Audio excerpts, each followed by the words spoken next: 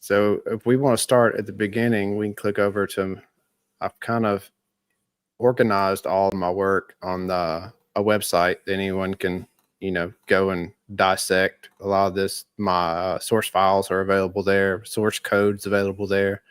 So the idea is to make everything open source. So, you're not just dependent on me feeding you data. I want this to be able, to run on your local machine, to take video clips you're curious about, run them through the pipeline, see what data you come up with. I'm not trying to be the ambassador of this information. I'm just simply trying to spread the truth. And, it all really started with the first, motion mapping that I did. It's basically just taking these key angles of the close one that's slightly off to the Charlie's B is right, and then obviously the two side angles, which are cornerstones, and then the 7, which is on the opposite side. And these are my first image mappings. Basically, I had Grok made this code for me when I still thought that Charlie had a bulletproof vest on. I was going to use this pixel flow map to determine where Charlie was struck in his bulletproof vest. And we're talking like late September. I remember you were like the first person to like say this outwardly on X, right? Yeah. I mean, this is like late, like the second week or the second to last week of September, from what I remember. Yeah, I think I made the first post. I really laid it all out on September 20th, so 10 days after the event. That's right. I started making this code the day of the event, but I didn't even get through that whole day before I realized that he didn't have a vest on. There was just too many high-res still photos of him that you could see clearly. Like, you could see the outline of his necklace, his cross. You could see his, his abdomen, his nipples, like through this like side photos when he's kind of slumped in the chair. You could see like a smooth silhouette of his back. There's clearly no way he had armor on, especially not plate armor.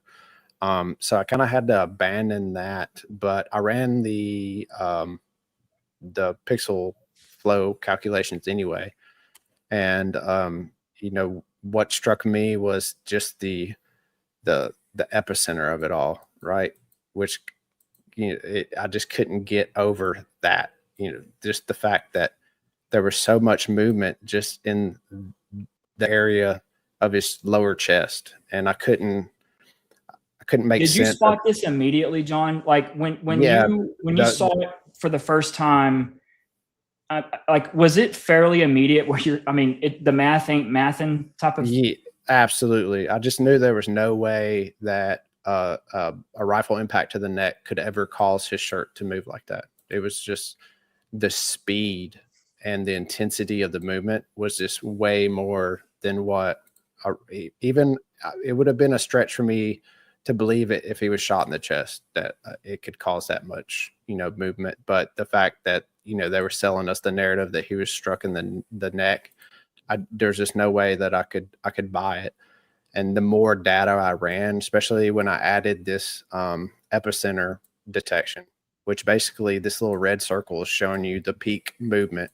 And this was still rough. You see it misidentifies camera movement.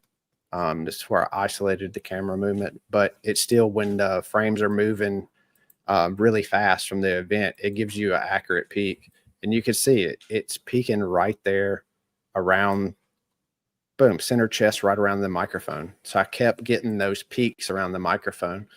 And that led me to think, like, what in the world I didn't even know it was a microphone. I just knew he had a black speck on his chest. I didn't even, I couldn't put it together.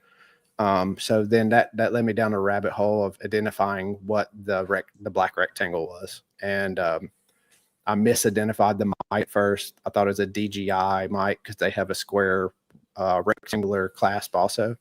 But then I went through older videos and I could see where when he first got that microphone, he wore it on the outside of his shirt. So you could see the big, O rogue kind of Omega symbol on it. So then I was able to really pin down the brand. And immediately when I looked at it, I was able to find a video of someone breaking it open, and I saw how easy the battery was to pull out of it and how big the battery was. And then immediately I thought about the pager bombs, because it wasn't even a year to the day that, you know, the Lebanese pager attacks happened, where the, you know, Mossad infiltrated Hezbollah's purchasing of these secure pagers, and they loaded them with the AA style batteries inside of them. They load them with explosives, and they were able to detonate 1,500 pagers through hacking the cellular system in Lebanon and sending an encrypted signal that required them to hold 2 buttons down. And when they did that, it triggered the explosive. So the idea was that they would be looking at the pager, waiting for it to decode the message, and then it would shoot the explosive into their face. And that's why you had so many people with missing fingers and missing eyes. So, you know, the level of sophistication was obviously there. Like, they could do it. These were functional, correct? Yeah, I mean, like for 10 years. They Right. used them for 10 years.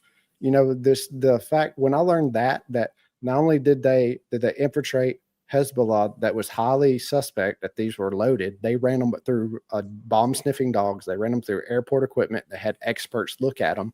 Everybody cleared them as clean and, you know, secure devices. They used them for 10 years.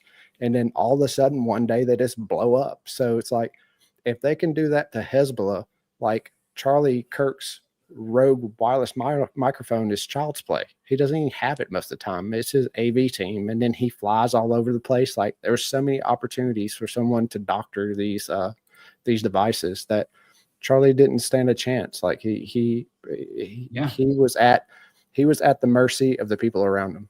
Most of them come like in 3 packs. I mean, like 2 packs. I mean, the DJI comes in 2 packs. I know the Rode comes in 3 packs. I mean, like, they're so inexpensive.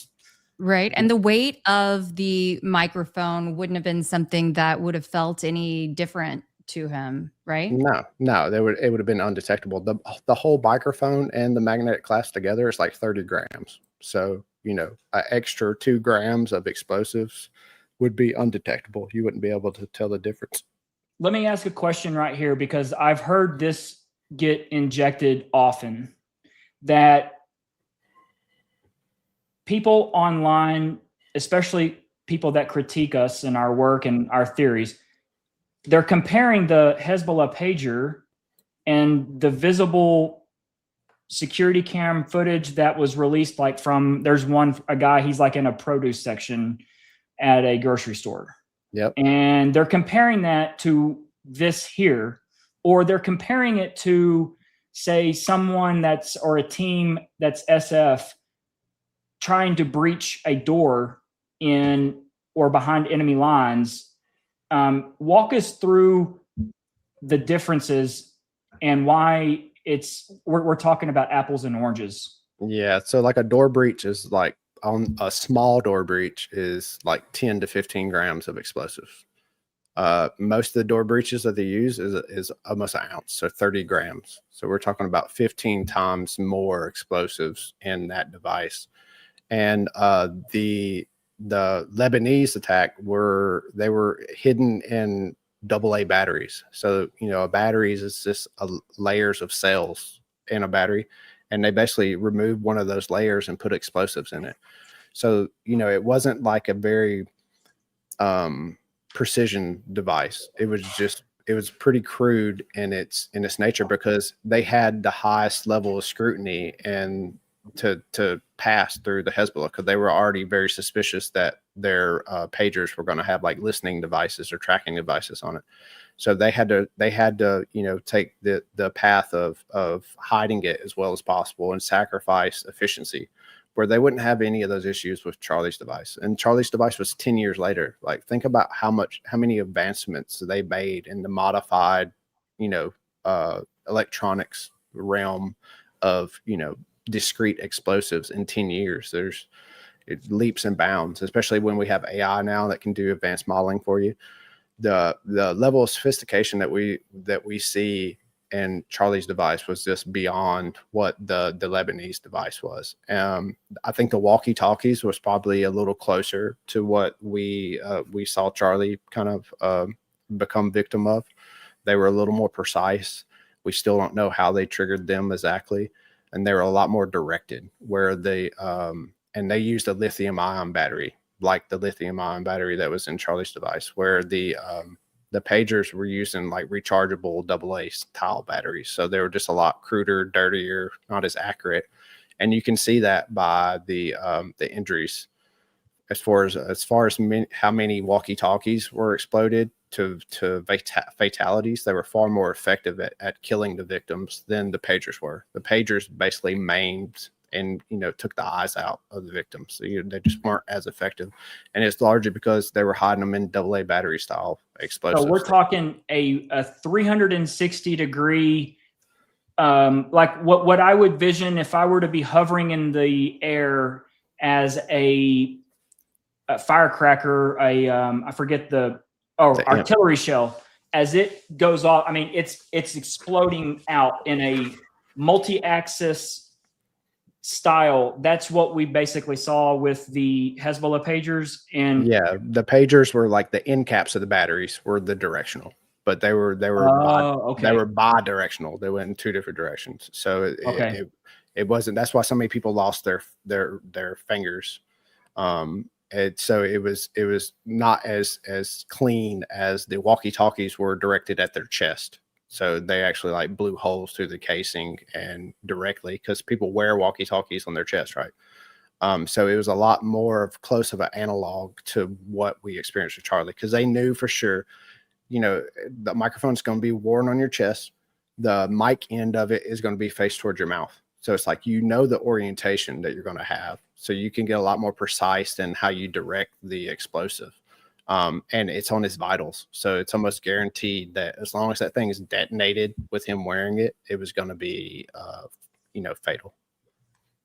Blake, do you want to maybe put the three of us up on screen larger, or if you're going to show a video? Oh, there you go. Yeah, maybe I was going to say if you have any other of the visuals. Yeah. So this is the UVU was the one that, I rejected at first because I couldn't understand how it caught a unique frames, like the crazy collar being expanded out.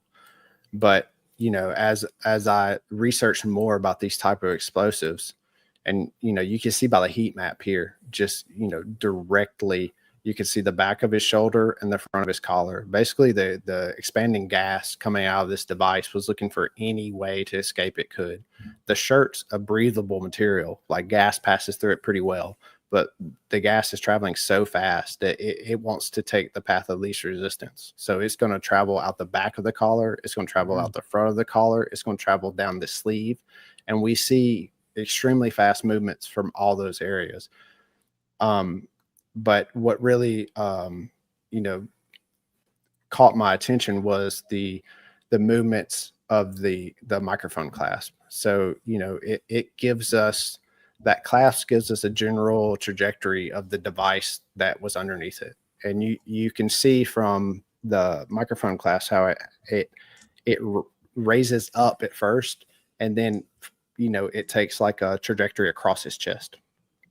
And so, And what you're saying is earlier with the travel or the direction of travel, this is that moment where it's essentially, it looks like an arm is trying to punch out of his shirt just from that angle of the UVU Reviews camera.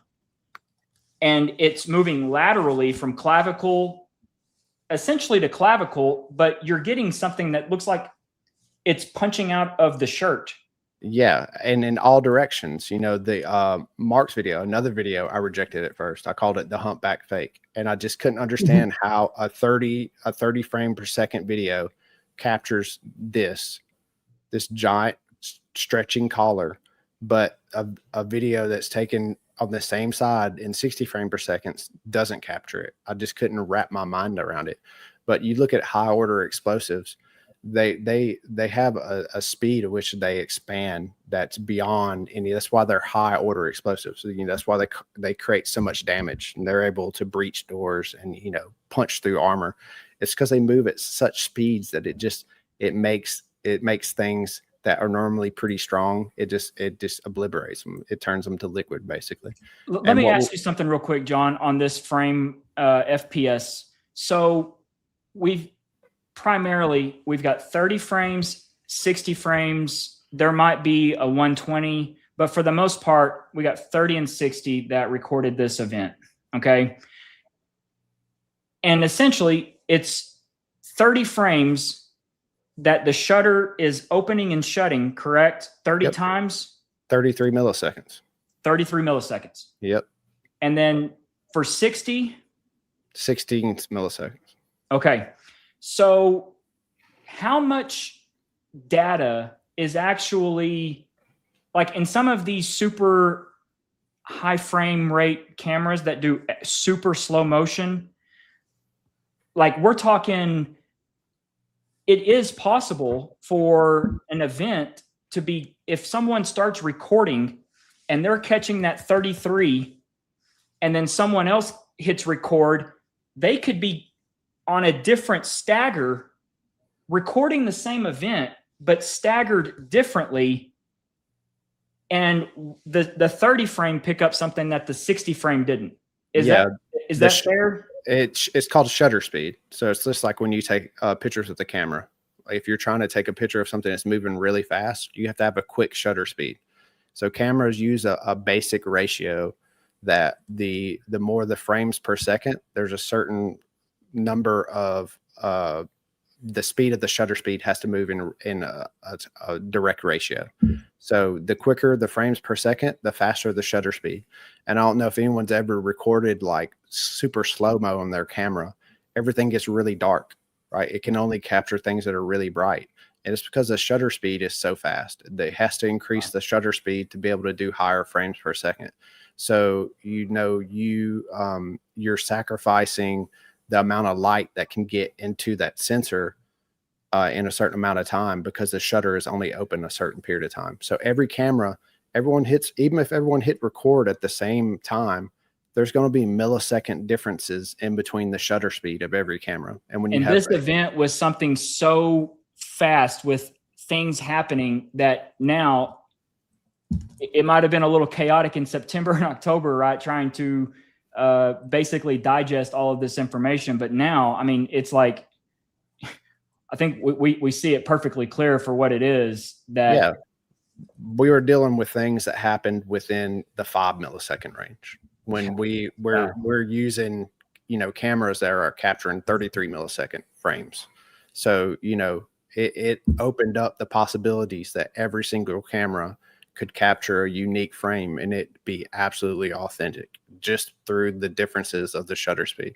Yep. And, you can only explain that by a high order explosive. Even cavitation from a bullet hitting flesh doesn't move that fast. The bullet moves that fast, but when it hits flesh, it's slowing down from the moment that it impacts to every centimeter it travels.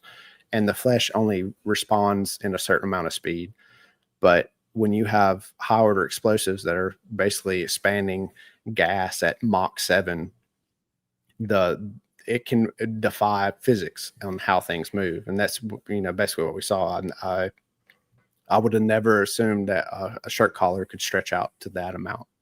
Sure. But, and I think a lot of people had it. I mean, it's my opinion that they had it confused with this collar expanding, and they're somehow saying that the neck is also expanding. Like, look, you can see cavitation here, and I'm sorry, like the neck is not going to expand to 5 times its size. I mean, that's where you get the actual exploding. And I don't want to be graphic, but that's where you start to lose like limbs and whatnot, is because it cavitates and blows the limb off because there's no elasticity like that. I mean, and the neck being hit off center, I mean, it's just, I think that was the one thing that people just were like, oh, it's cavitation. I'm like, no. That's why you can look at, from impacts of rifles, the supersonic impacts, especially if they hit on the outside of soft flesh, they just tear chunks off. It's because it's forcing the flesh to move faster than it can withstand. So it just tears it loose. It doesn't, it's not like ballistic gelatin that doesn't have, collagen and muscle tissue and vascular tissue. It can't balloon around and, move like a big piece of rubber. It can only move so fast before those tissues tear. And when they tear, they have no integrity left anymore. If there's enough momentum, once they tear, they just keep going the direction that they were stretching in. So if that big, hump on his back was caused from flesh, the flesh would have just kept going. It wouldn't have sprung back.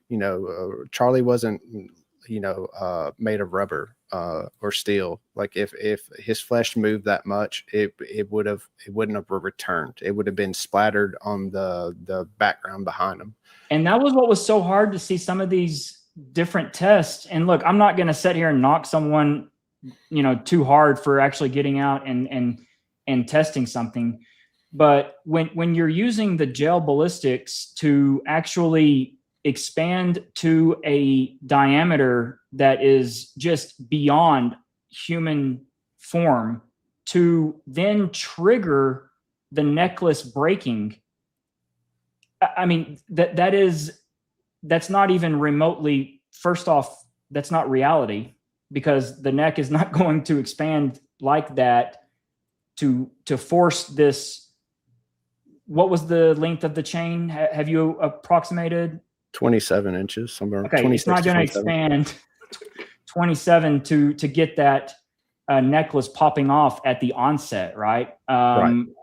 And so I think that's what helped solidify a lot of things, was that they're out here testing these gels that, look, they have to have it expand to pop their necklace. And it actually, it helps solidify the theory that we're talking about here in them doing that. Yeah, and even the manufacturers of this ballistic gel, they'll warn you. It's a caveat in their explanation of their product. It's made to replicate the penetration depth and the potential wound cavity. It's not made to replicate surface action of a flesh impact, because it doesn't have the characteristics of flesh. Like they know its limitations, and they tell you about it. And the necklace, the way that the necklace snaps, the area that it snaps, the trajectory that it takes, the amount of energy that it took just to snap the necklace and then send it flying up and over his head with a trajectory that it's the opposite trajectory that the magnetic clasp took. So, you're seeing people were say, oh, where's the equal and opposite force? Well, we're looking at the equal opposite force. The equal and opposite force was the magnetic clasp getting blown one way, the necklace getting blown the other way, and then the innards of the microphone getting blown across the same direction as the clasp. Like, it's an expansive force. It penetrates Charlie, but then the surface waves you can see go across his whole body. The necklace is just the key factor that, it's very difficult to explain how you can snap a necklace and also send it flying with on the opposite side of his body from an impact to the neck. It's just real difficult to, wrap your head around. Keli, go give Preston and Paco some melatonin.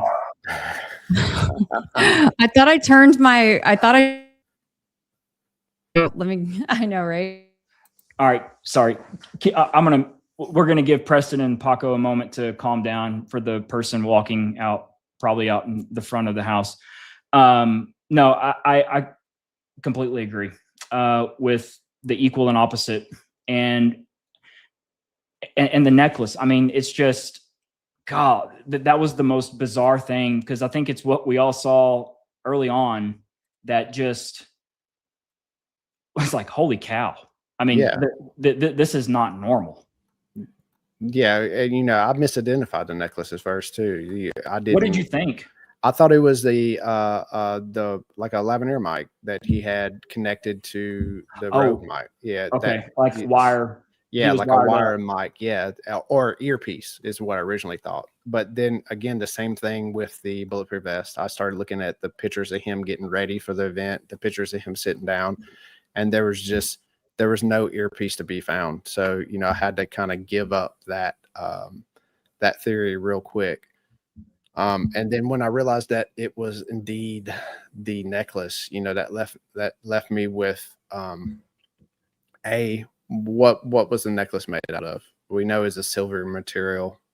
I personally think it was stainless steel. I don't think it was a sterling silver. And so, you know, I started running the calculations on what exactly would it take to break this necklace and send it flying.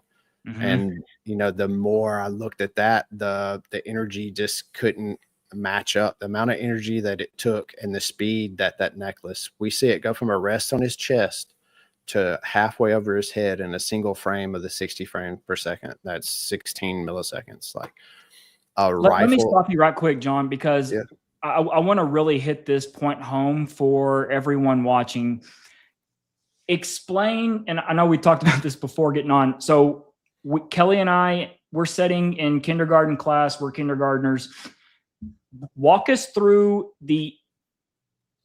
everything happening under his shirt from point A to Z in terms of when it's activated or trigger detonated, through the necklace, through the shirt, all the way through basically unloading into his neck, so that basically the audience can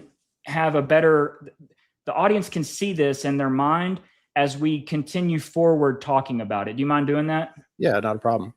So, you know, we have those two, you know, high resolution move files from, you know, like kind of off of Charlie's side. So you see him in a profile view.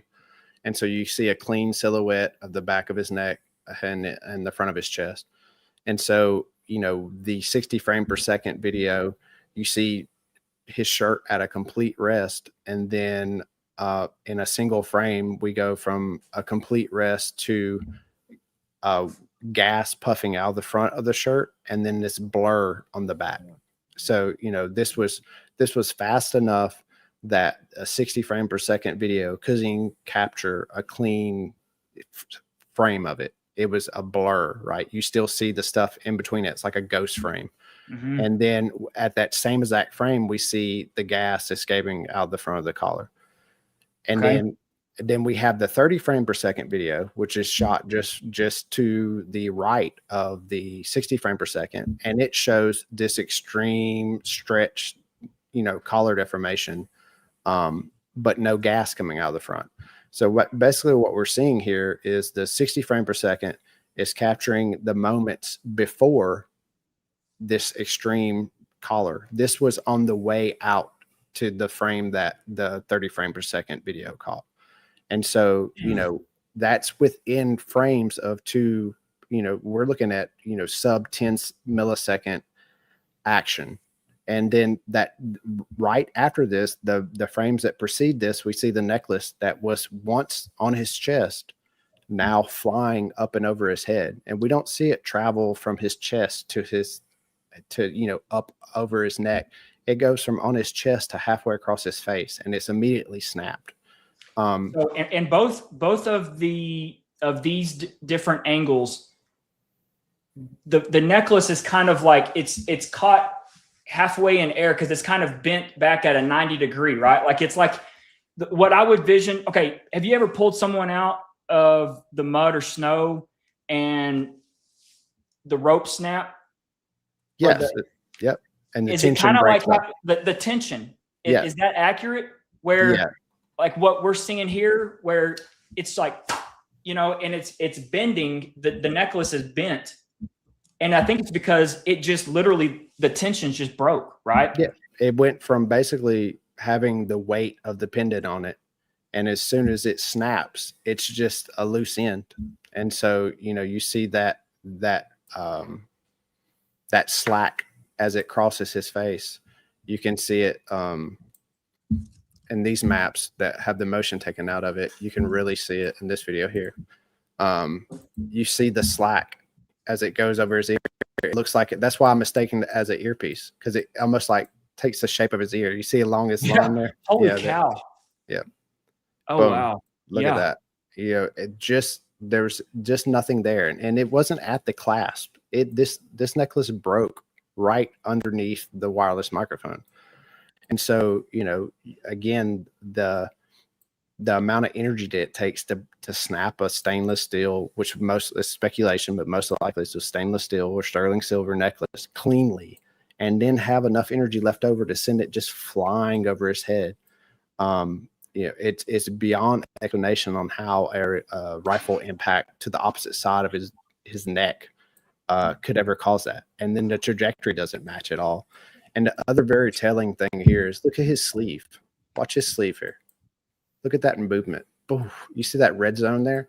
That's just gas escaping. So, not only do we have enough energy to snap a necklace and send it flying over his head, but we have evidence of gas escaping through every available open point on that shirt. We have the back of the collar, the front of the collar, and the sleeve are all getting fabric deformation from gas escaping anywhere it can.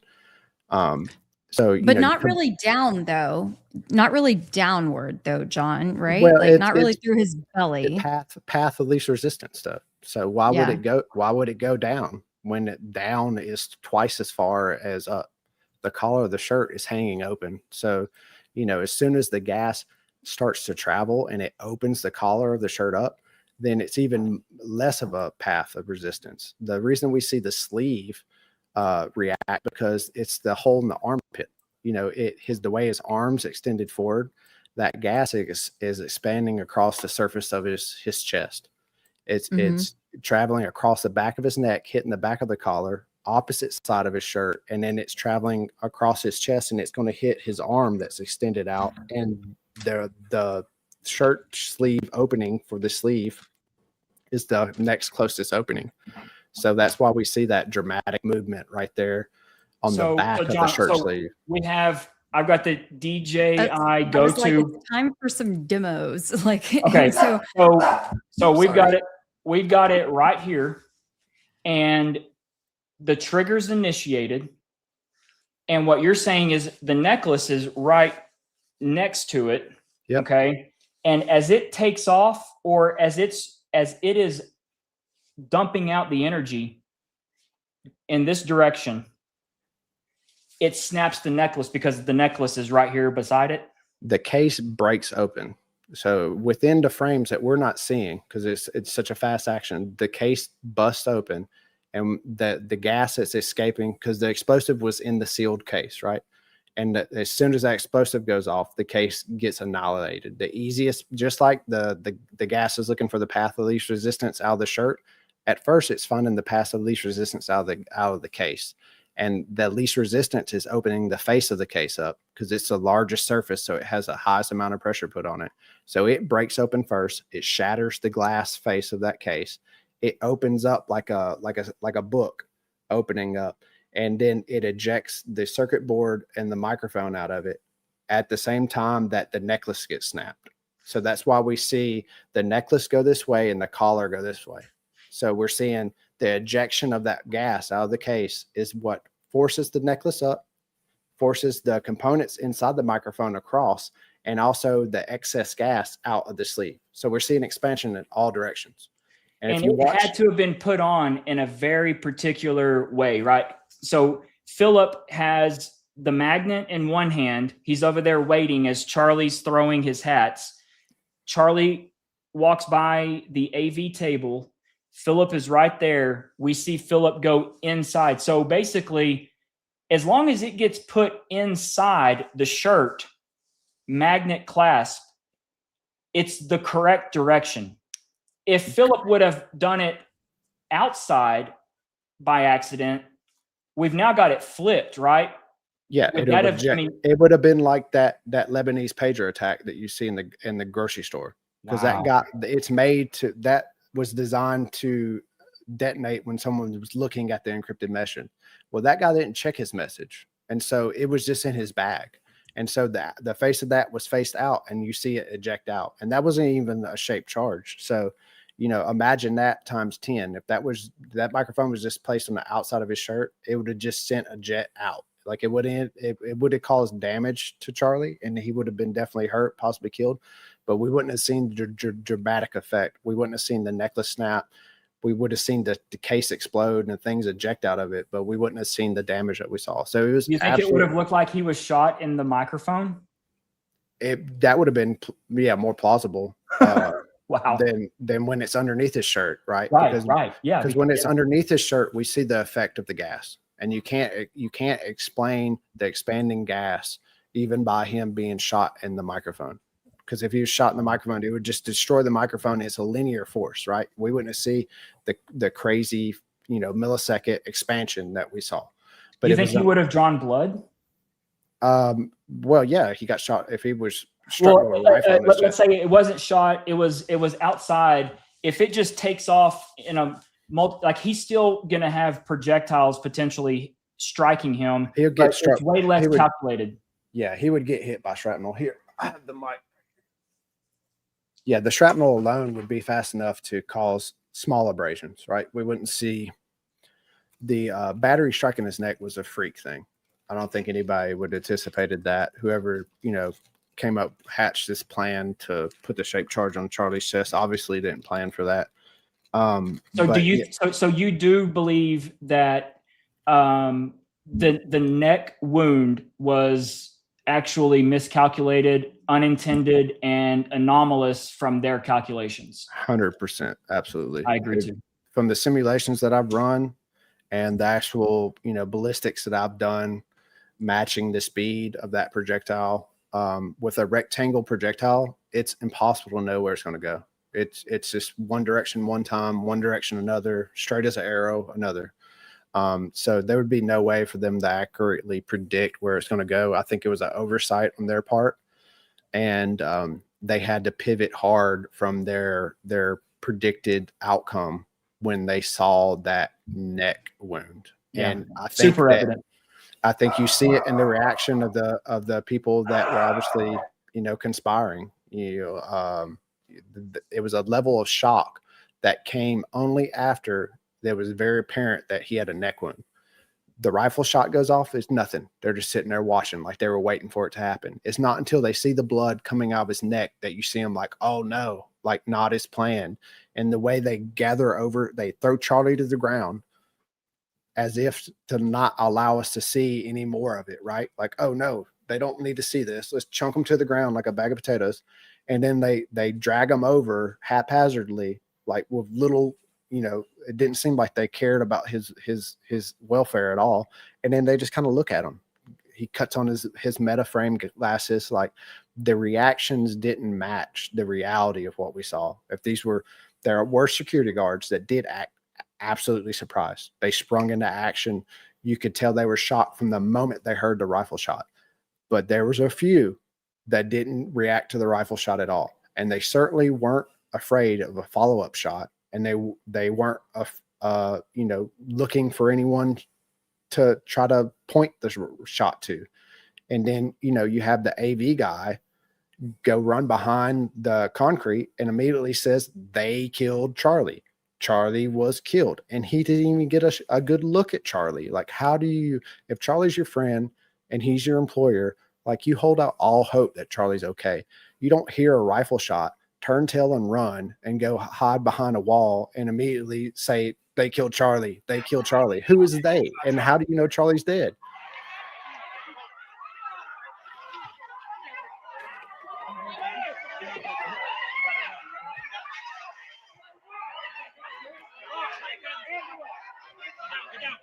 He's dead. He's dead. That's so sus.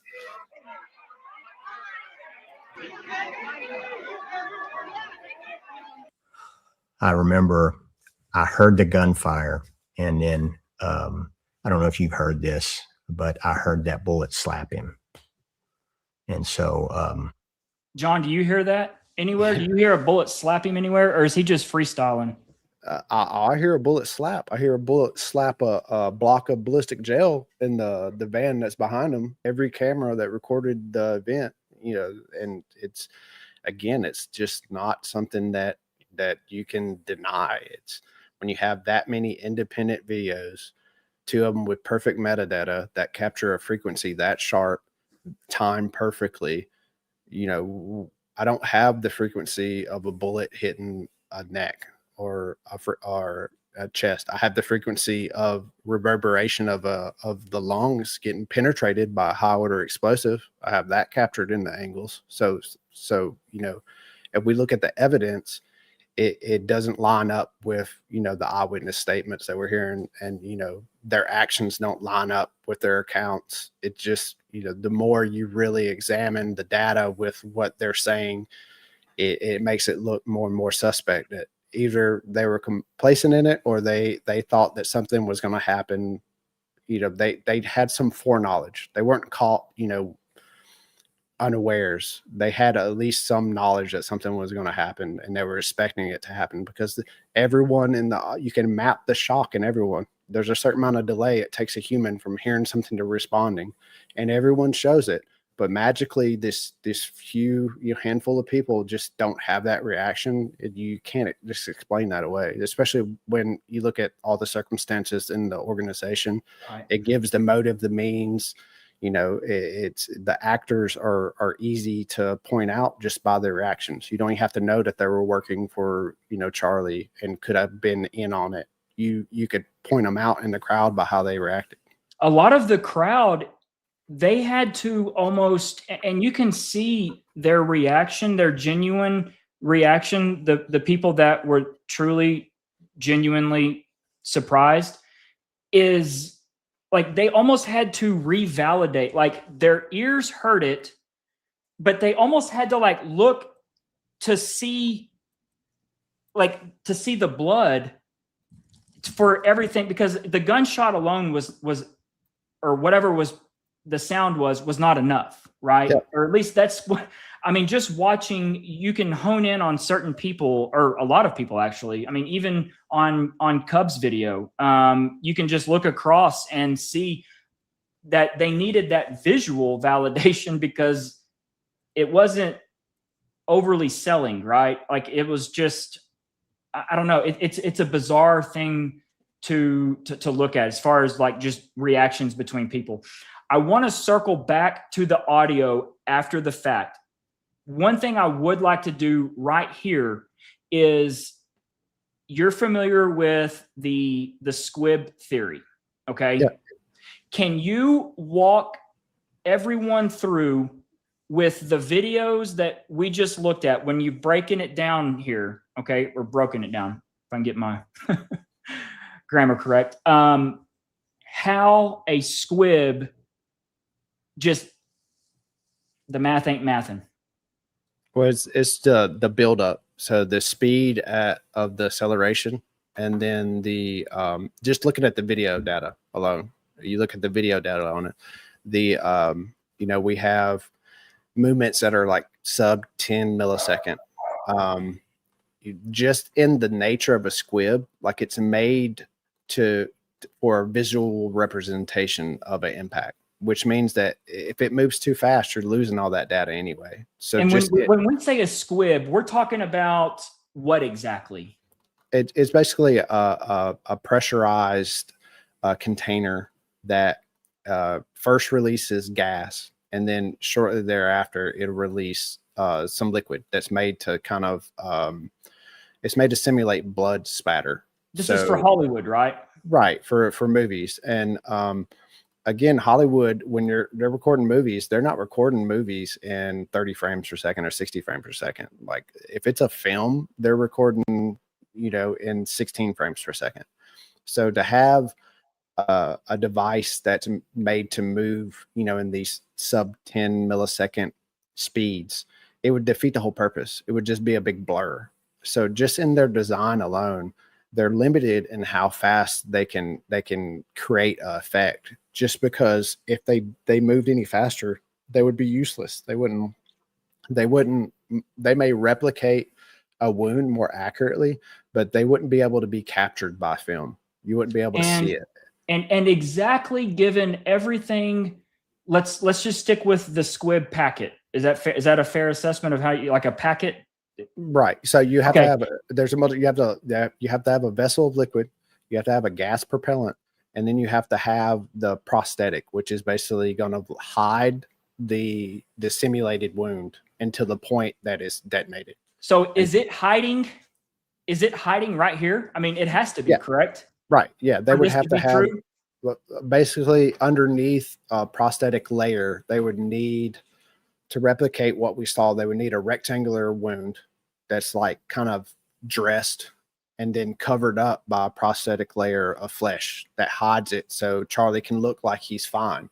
And then when it's triggered, it's going to basically allow gas to escape out and then blow open the prosthetic. So realistically, so it looks like the wound appears, but then delay the bleeding until it can match the 0.4 seconds that we saw. And all that's absolutely doable. But the problem is that the speeds that we see everything move around it, like the wound itself could absolutely, I promise you that if you gave someone enough resources and enough time, they could make it look like it. But they couldn't make Charlie come out, prance around, throwing hats, be shot with, high resolution video and stills all from 360 degrees around them, and then have him sit down and have it detonated. Do you see a squib here, John? No, that's flesh. You could see every pore, every wrinkle. Even the best of you got to think like Hollywood effects. They're made for one angle. They control the perspective. And when you can control the perspective, it's just like a magician. You can pull some tricks off when you can control the perspective, when you can make people look in one direction and not see the other direction or sleight of hand. But when it's a completely open forum, when you have 3,000 people watching, you have videos, you have still pictures, it's just an impossible task. It would be setting yourself up for failure to go and try to pull this sort of thing off in an event like that. It would just be so difficult. And then the biggest thing is there's no mechanics that are seen behind it. This is the most popular video. So, and Charlie does this thing with his mouth all the time. And, it looks weird, but it doesn't look like he has prosthetic. It looks like he's doing a weird face, Is that his muscle? Yeah. Like he had a strange tick. Yeah. And you see him do it all the time. Like you could watch previous videos, like he would do this, it's kind of like, I'm in Oklahoma, so I call it the tweaker face, but they do it. Like, there you go. It's just a weird, he has some weird ticks. I think it's something with his neck that, and I don't know what it is, if it's just a habit that he formed when he was a little kid, and because he was absolutely brilliant, no one ever, he didn't, like, I don't know, a speech pathologist never got a hold of him. Something did, but this is just part of his everyday. Like you can see it right here. Yeah. It's almost like, he has allergies or something and he's messing with his tonsils or trying to clear his throat. And be noted, he had cough drops everywhere that day. He had 2 cups of mint tea. Like, it's quite possible that Charlie just had bad allergies and he's, he had a tick from, I know I get tonsillitis. My tonsils get sore and they get pus sacs on them. And I use my tongue to kind of like rub on my tonsils. To me, like it looks like he's doing something strange with his tongue. Yeah, I think there's actually like maybe even a gland, either a gland or a muscle that's there. I don't think that that's an indicator of a squib personally. That's me. And I'm one who. And these are in all of his videos. All in all. I mean, this is something he wasn't. Prosthetic. I'm sorry, Kel. I didn't mean to talk That's over okay. you. No, I wanted to hear what you said. Oh, just, I am one who is on the side of him potentially wearing wearing some sort of prosthetic or it being faked. And so, I do look for the oddities or anomalies, but I don't think that, that one photo and one kind of puff under his jaw there is an indicator of a prosthetic. So, John, is there any way for that wound to appear on his neck without a prosthetic being worn? Is there a way for there to be a blood bag I'm sitting here pointing to myself like y'all can see me. Is there a way for a blood bag to be somewhere in his body here? Yeah, sure. There's a And will. then- There's a will. And There's then a all way. of this happened, and it create a manufactured fake wound. Like it's hard to even say because it makes absolutely no sense. But and you could, in a controlled environment, you could pull it off 100%. like But with green we saw- screen and CGI and a fixed angle and tight controls, you could pull it off. But the event that we saw was far from controlled. It was not fixed angles. It was as organic of a event as you could get. Charlie went out and walked around through hats. I mean, we can see his shirt in all sorts of different positions. There was just nowhere to hide it. There was nowhere to hide any mechanisms, any tubes. It was just the most difficult of case. And, to me, like, I'm always put myself in the mindset of the person that's trying to pull it off. If they came to me and be like, hey, we want to fake Charlie's death, my last suggestion would be for them to do it in a public event with 3,000 people after Charlie's gone and tossed out a bunch of hats and been, photographed. 90 degrees with perspiration and why would we do it then? Why can't we do it why don't we do it on his podcast? Have him somebody break into the podcast and shoot him, or do him while he's traveling in a car or in a plane. There's just so many better venues and better ways to do it than in a public venue with everyone watching with videos. Right. Just a worst case scenario. Like, you're just setting yourself up for failure to even try to pull it off. Yeah. Nightmare. An absolute nightmare scenario. I mean, these are all 4K. I understand they're probably not coming through as 4K, but I mean, all of these, these have been analyzed. You can see belly. You can see, Charlie's got a little bit of a dad bod going on. And it's evident. I don't know if it's on this one here.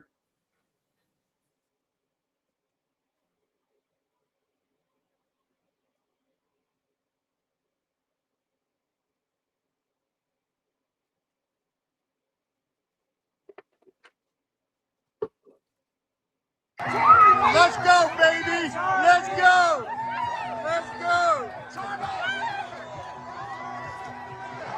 I just don't see anything. I heard you reference at one point that Charlie would have to look like, was it Octoman? I mean, like, yeah, Dr. Octopus. He would have to be wired up by Dr. The problem is, you're talking tubes, right? The dynamic of the movement, right? Like, I designed high pressure CO2 equipment. Like, I understand like the limitations of just the tube sides, how it restricts the flow, the amount of flow of gas that you would need to create that level of fabric deformation that we saw.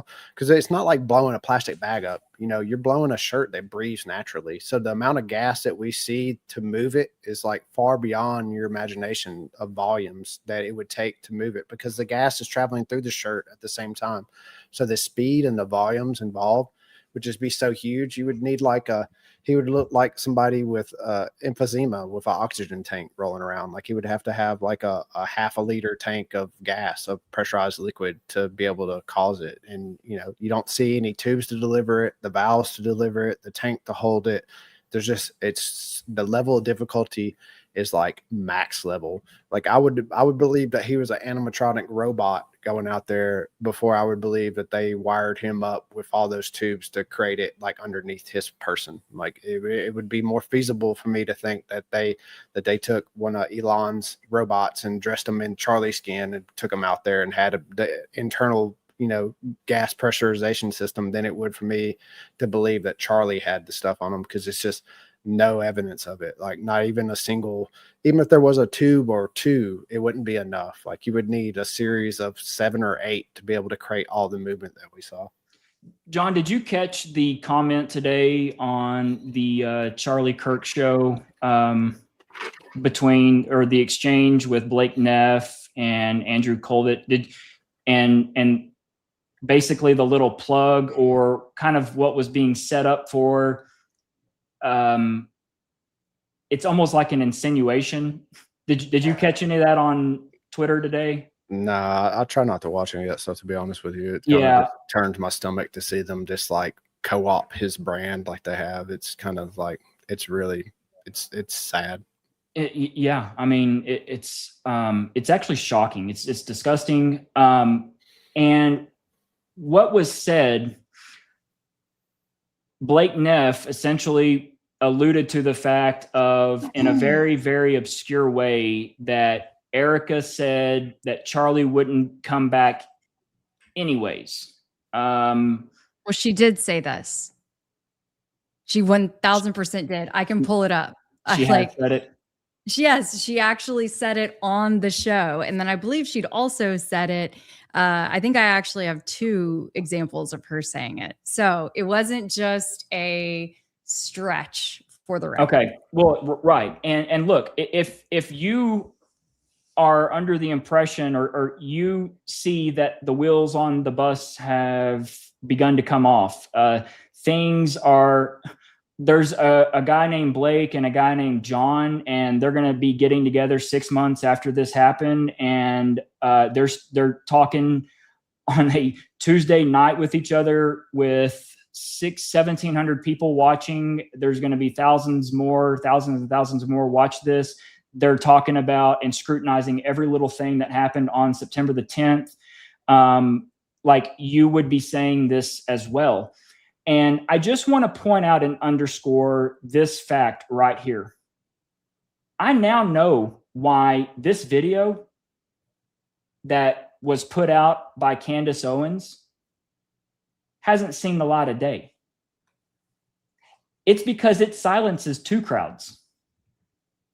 It silences the crowd that thinks that there was a 30-06 fired from the roof of the Losi Center, because we're not going to see that on this 4K video. And it also silences the crowd of the fake death, because the fake death crowd, they will never, ever, ever, ever, ever have anything come to fruition, right? Because their theory lends an infinite amount of time until we all die of old age, Lord willing. Well, that sounds familiar. Remember from the texts. Oh, does it? Yeah. So a fake death theory is always going to have a level of speculation that will never be proven, ever. That's why fake death is actually like brilliant if you realize you're out over your skis on this deal. And oh no, I'm about to go tumbling down the mountain. So this here now, I now get it why Candace, I don't necessarily know why she put the screenshot out on, or screenshots rather, on January the 5th. And she has this video. This is the video that Terrell Farnsworth goes in illegally, stands on the chair that Charlie was just struck on, and goes in for the SD cards, not the cameras, to conceal and grab that footage. Okay. And it's all captured on live stream. So my question is this: when are enough people going to really, really, really dive in and start demanding accountability from some of these people that have this information? Can you imagine how much she's had this since September the 19th? Okay. This is when Terrell Farnsworth showed her this video. Can you imagine? Think back of all of the bickering. Think of all the spaces. Think of all of the back and forth between all of us normal people. We had, I was doxxed, threatened, because I had a lunatic telling me like he shot from the back. He shot from the back. He shot from the, it shows it. They've known about it. Okay. And look, this could shut us up in a heartbeat. Wouldn't you agree, Jon? If they just released the footage? What the footage is where the rubber meets the road. Okay. And this is what I know they'll never do, is because they know a gunshot did not strike Charlie. And if it was that, they would have the video out to prove it. There's nothing violent. There's nothing gory. There's nothing, anything with this angle. We should have this video. And it's crystal clear now why we don't have this video. It's time for people to start circling up. Look, I like Candace. I've talked to her often. Okay. Not so much here of late, but I've talked to her. She's got all of my stuff. Okay. She's not my investigator. Okay. I've put in just as much work as she has.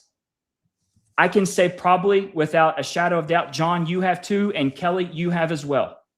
There's nothing special about Candace getting to see this footage that we don't deserve to see it as well.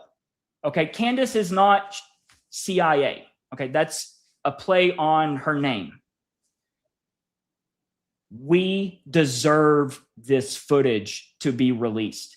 Okay, we deserve to see the necklace flying. My soapbox rant done. Thanks for letting me do that. But this is just like, do you agree how, Jon, like we would see the squib and all the stuff, the tubes and all this right here with this angle? Yeah. And I think you have to keep people's, to me, I always put people's motivations in my mind. I put myself in their shoes, and, people tend to do things that would benefit them. And if action would be detrimental to them, then they're less likely to do it. So, you put yourself in those shoes and you think, would releasing this video benefit Candace? Would it keep discourse going, or would it possibly, bring a closer end and finality to this tragedy?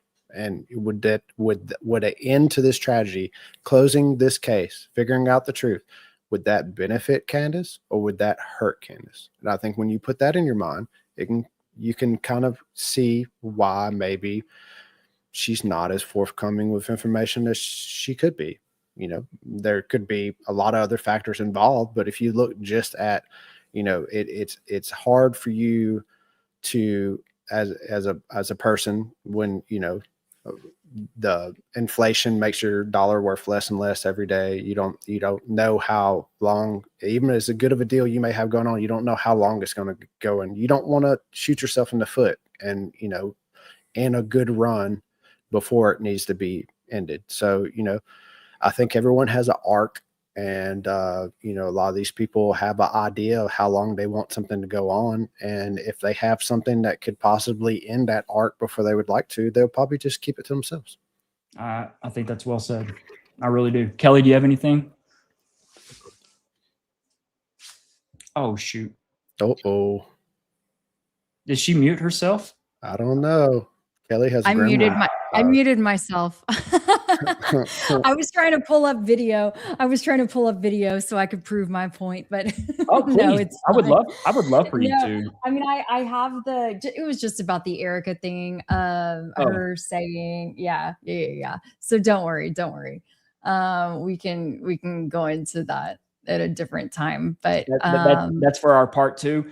That'll be for our part 2. Like, Keli, do you agree with me on the behind Charlie camera? I mean, would the behind Charlie camera, in your opinion, show all of the tubes necessary? Like, there has to be something. You can't just say, when it comes to squibs and whatnot, there has to be things, ancillary products that accompany the thing to pull off this act. So would you agree that this rear camera 100% would prove or disprove the fake squib?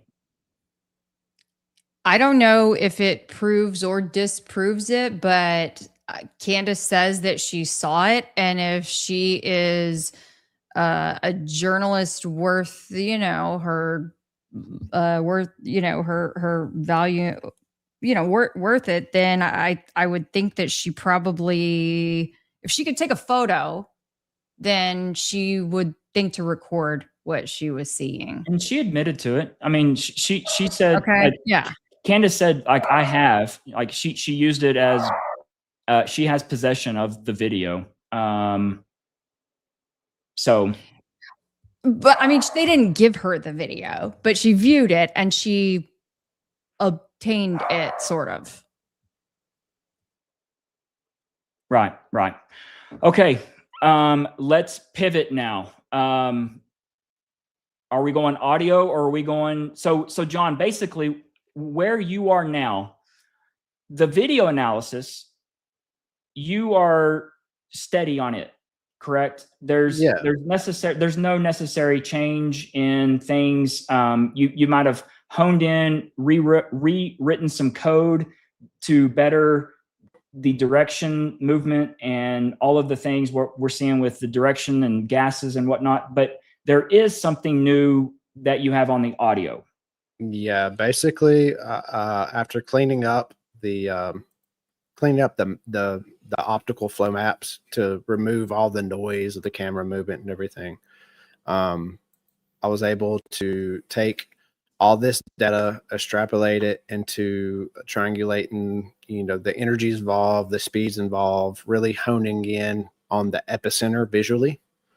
And so after I had that data complete, kind of something that I was avoiding doing just because it's audio is a bit ambiguous, but when you really hone in on the details of the audio, specifically the stereo recordings, you can use the so every camera angle. So like say this camera angle, this is Cub's video.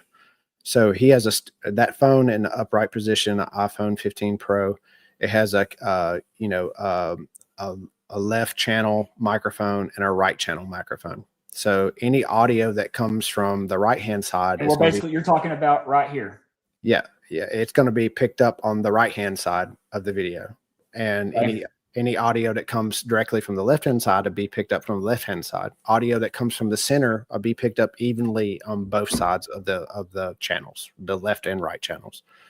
So basically, I developed a pipeline that could look at the polarity of the audio and use the peaks and specifically the polarity flip, where the peaks go from one side to the other, showing a very directional sound. And because we have camera angles 180 degrees around Charlie, we can use the camera angles on the opposite side to validate the data on the camera angles on this side. For instance, if we have a peak from the muzzle, that from this angle that we're looking at, Cub's angle, obviously the muzzle blast is going to come directly from the right. Majority of that sound is going to arrive at the right first before it echoes off anything or does anything else. There's no way the sound doesn't pass Cub's phone from the right first.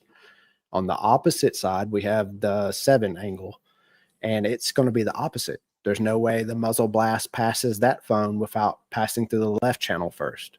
And so it gives us a very solid means to take the limiting factors of cell phones is that, they're made to capture normal everyday sounds. What if it's straight on? What if you're recording straight on? You get even sounds between both channels. What if there's a shade of one side over the other? Are you going to get the proportionate shade to reflect proportionately with the two microphones? Absolutely. You can pretty much, as it pans from the left to center to the right, it evenly pans on the audio. So you'll see the peaks move from one side to the other, the frequency dependent. So when you take the videos from the opposite sides, you basically see a mirror image of the other one if they're capturing the same audio. And so it gives validation that the cameras aren't, capturing artifacts or unique noise that's only localized. It's a broad spectrum of frequency that's spread out over the whole crowd. What if I'm a knucklehead with my phone, and let's say I'm right there with Cub, and the other night I damaged my right speaker okay, and I'm there that day, what happens then? Because if this one's damaged, how does it know? Like, how would the phone react, do you think? You wouldn't pick up any peaks at all. It would just be flat on that one side. It would appear like Okay. a mono track. So Oh, you okay. know, and that's the beauty of it when you have like an N wave coming off of the mock cone of the bullet. It's passing in front of these cameras, so you should be able to see it switch from, you know, the right channel to the left channel as it passes, or the muzzle blast as it passes by. You should see it received on the right channel, and then you should hear the refraction of it off of the concrete wall, the barrier, on the left channel. Okay. And then the timing of it all should line up right. You should be able to use the sounds. It moves at a certain speed, a certain temperature. So if you know the general distances where the noises originated from, you can use that math to really triangulate not only the distances involved, but validate the data in between. So that's what kind of this data is looking at, the raw waveforms, and then we're looking at the offset and the differential. And so, you know, it's looking at, is this picking up majority sound in one channel versus the other? Is it flipping from one channel to the other So channel? we're looking at data from one particular device on Yep. this graphic.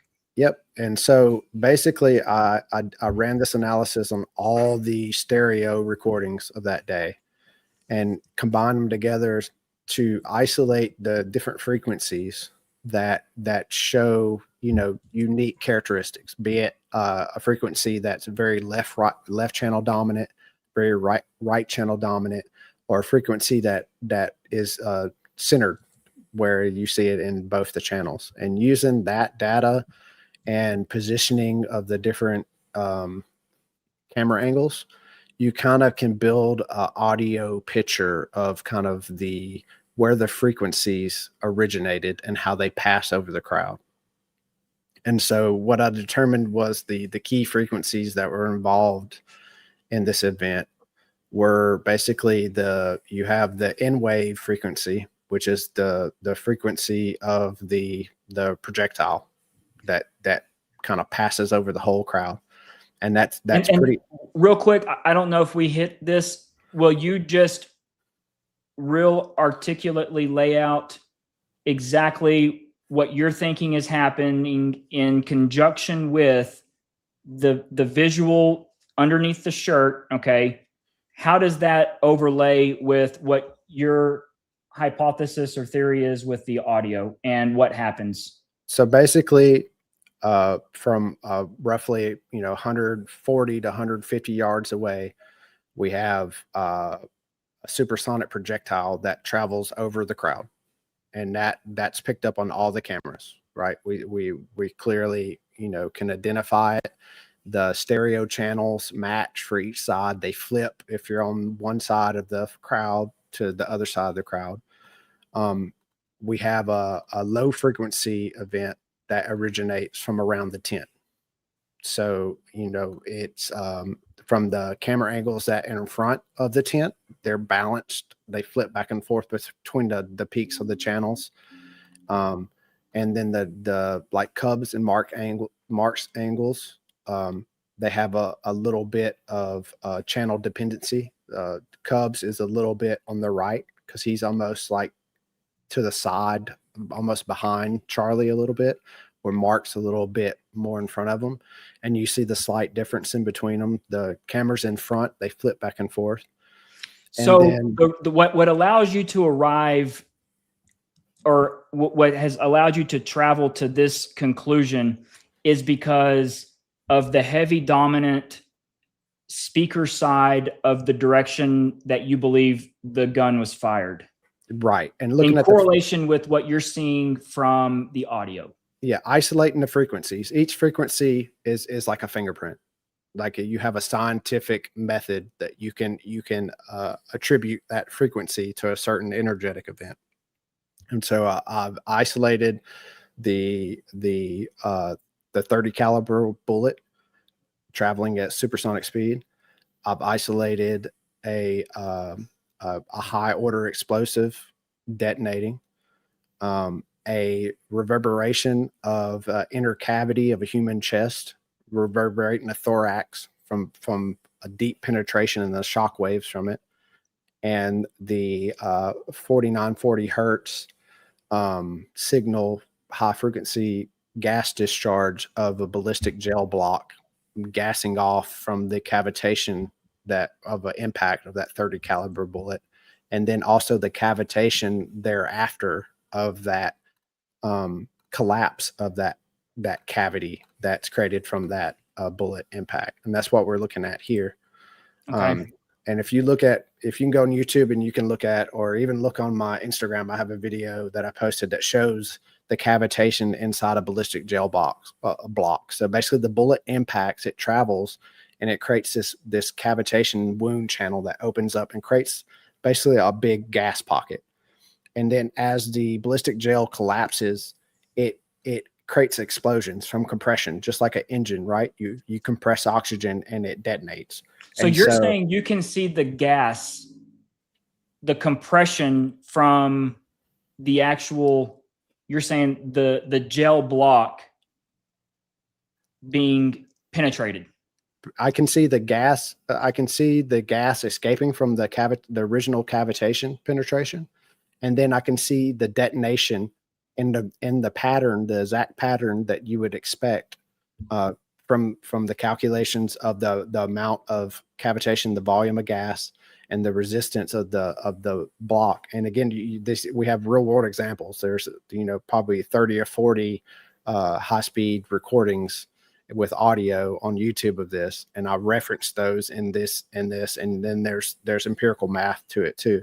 But you can see those peaks recorded in all the cameras. Not only did it capture the gas escaping out of that orifice that's made in the gel block, but then that cavitation collapsing and exploding, detonating in the gel, we have that in a frequency, which is 5 different events.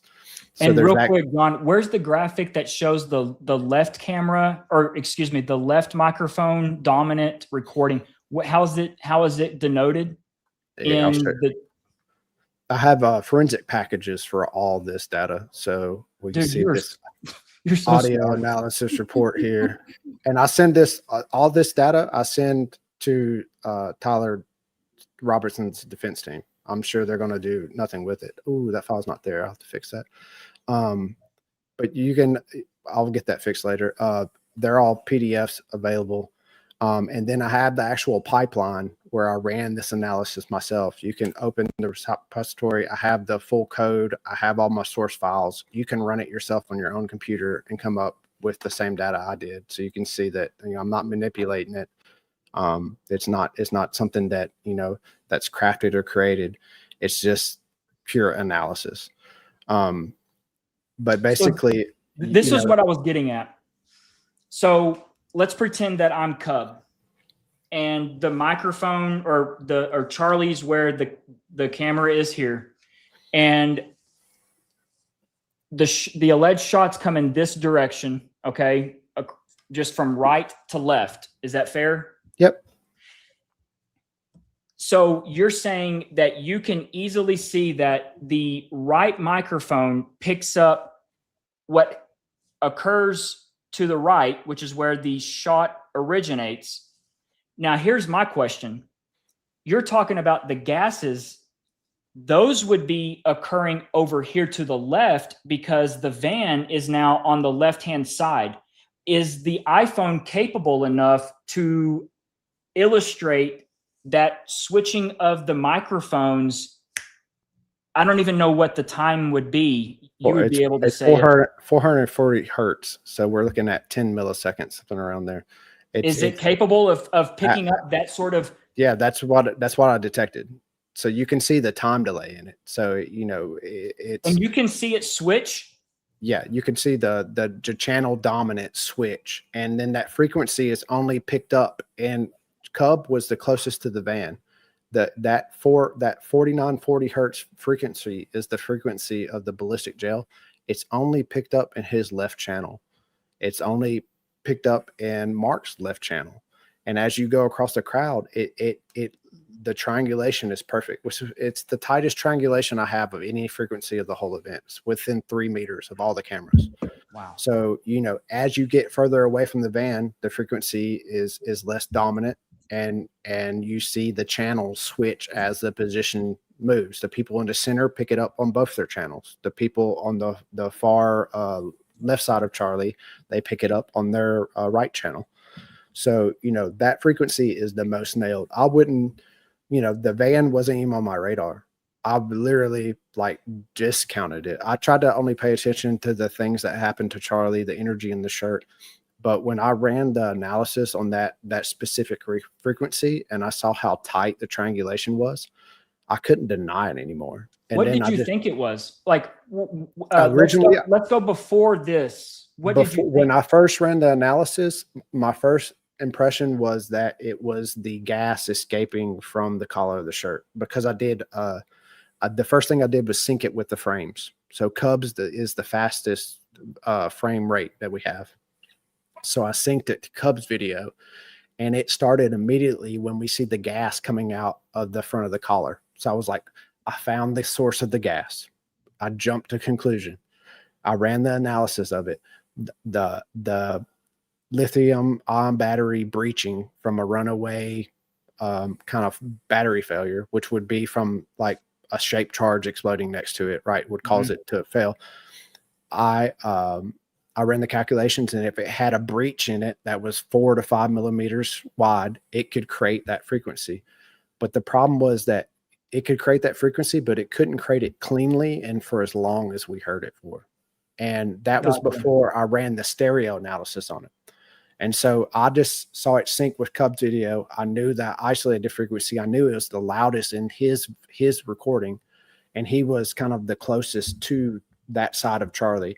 So I jumped to the conclusion that it was the battery. But as I started to look at the other camera angles, and I started to notice the channel dominance and how it shifted as you went around, it became apparent that it didn't come from the area where Charlie was.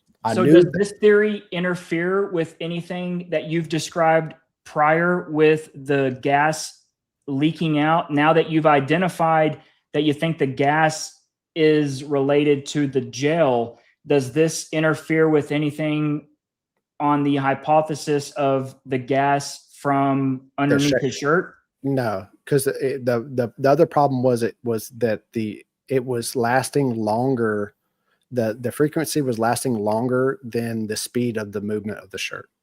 The shirt was much faster than, so I couldn't really. You really couldn't square it.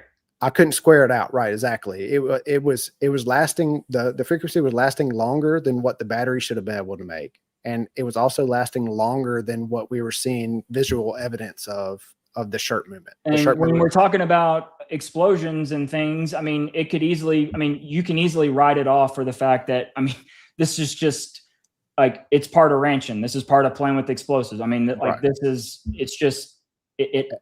And that's why audio analysis is dangerous, because if you don't sync it with a visual key, you have to have it synced with a visual effect, because you can just go into, self-confirmation where you're wanting to see something and you can find it in the audio because it's ambiguous. You can make it seem like this, that, and the other. So that's why this is the gases. What about the actual shot? What was your original hypothesis from the actual shot? Because you weren't on the roof, right? I always assumed it was from the roof, just because it just seemed like the audio. He shot over the Hall of Flags. I thought that they just shot it over into the fountains, that it was shot. But the more I looked at it, I was expecting it to be very dominant on the left side of Charlie. And the more I was seeing that, Cubs video is what bothered me the most. He was picking up a really strong N wave off of that cone.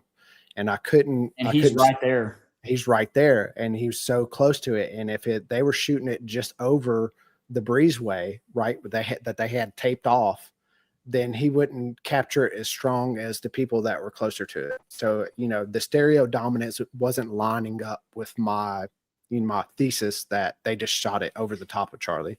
And then I realized when I really got down to tying the audio down to the frames, the first frame of movement, that my initial impression was that they delayed the detonation of the device to go off with the arrival of the sound wave. Okay, so let's get into this now, because Can- this is can- where Hey, sorry to interrupt, guys. Can y'all switch the view up a little bit? Just so, I don't know. I think y'all are pretty small for folks. So, or I guess we are. Yeah, there we go. there we go. Sorry. Kelly's So- like, make me big. No, for the audience, not for I'm me, messing for with the you. audience. I'm messing with you. Okay, so this is crucial in my opinion, Jon.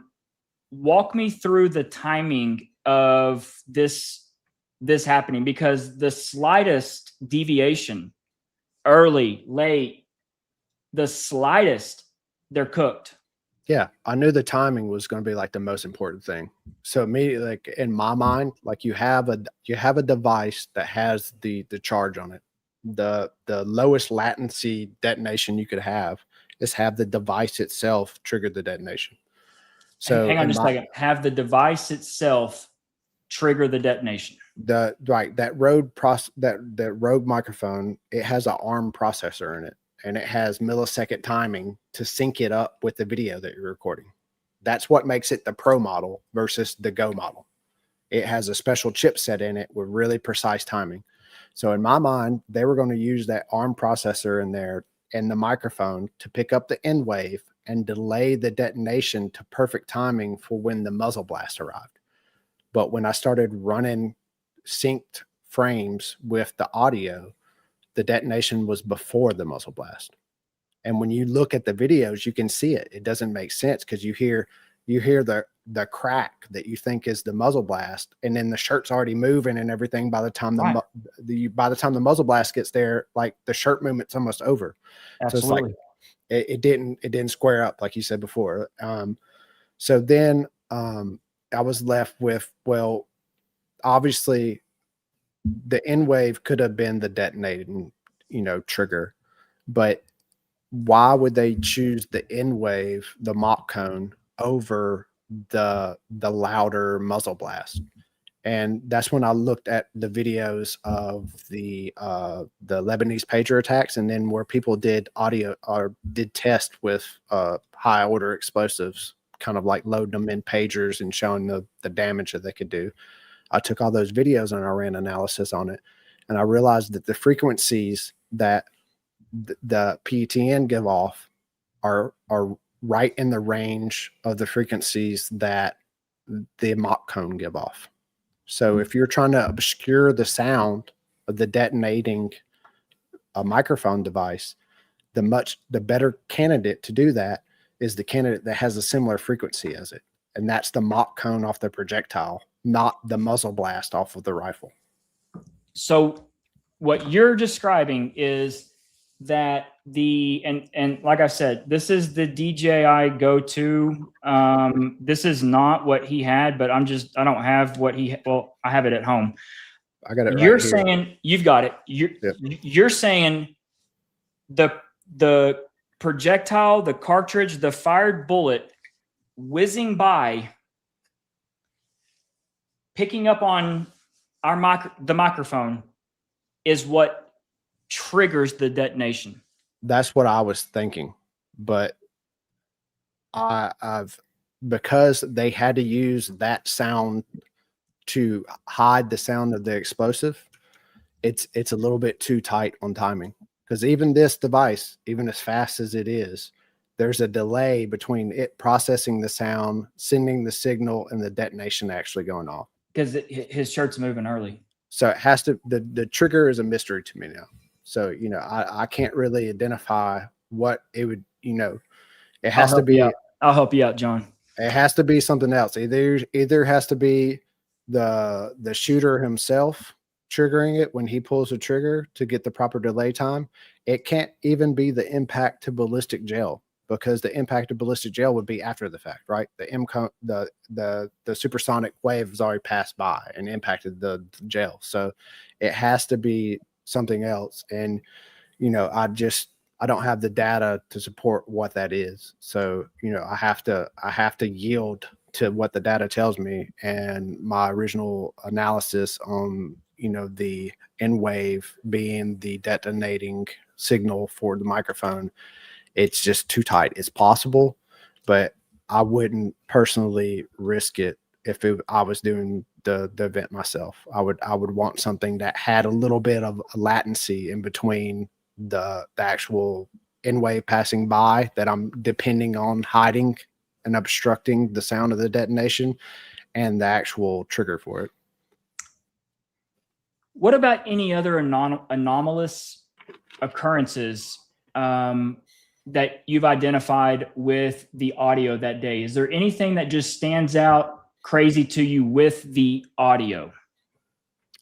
There was this low frequency rumble that I couldn't really identify, but when I started to run the calculations on the actual the mechanics of what it would sound like to have a shaped charge detonated on the chest of a person, it became really clear that those low frequency rumbles, not only I knew that they were triangulated around the tent, that they originated from the same area, they had the same stereo dominance as the frequency from the detonation. But I couldn't figure out what it was until I started to run the analysis on the impact on a human chest, and particularly a male's chest penetration and the reverberation of the thorax. And it matches perfectly with the sound that you would expect. It's like a human chest is like a drum. You have a outer skin and an inner cavity that's full of air.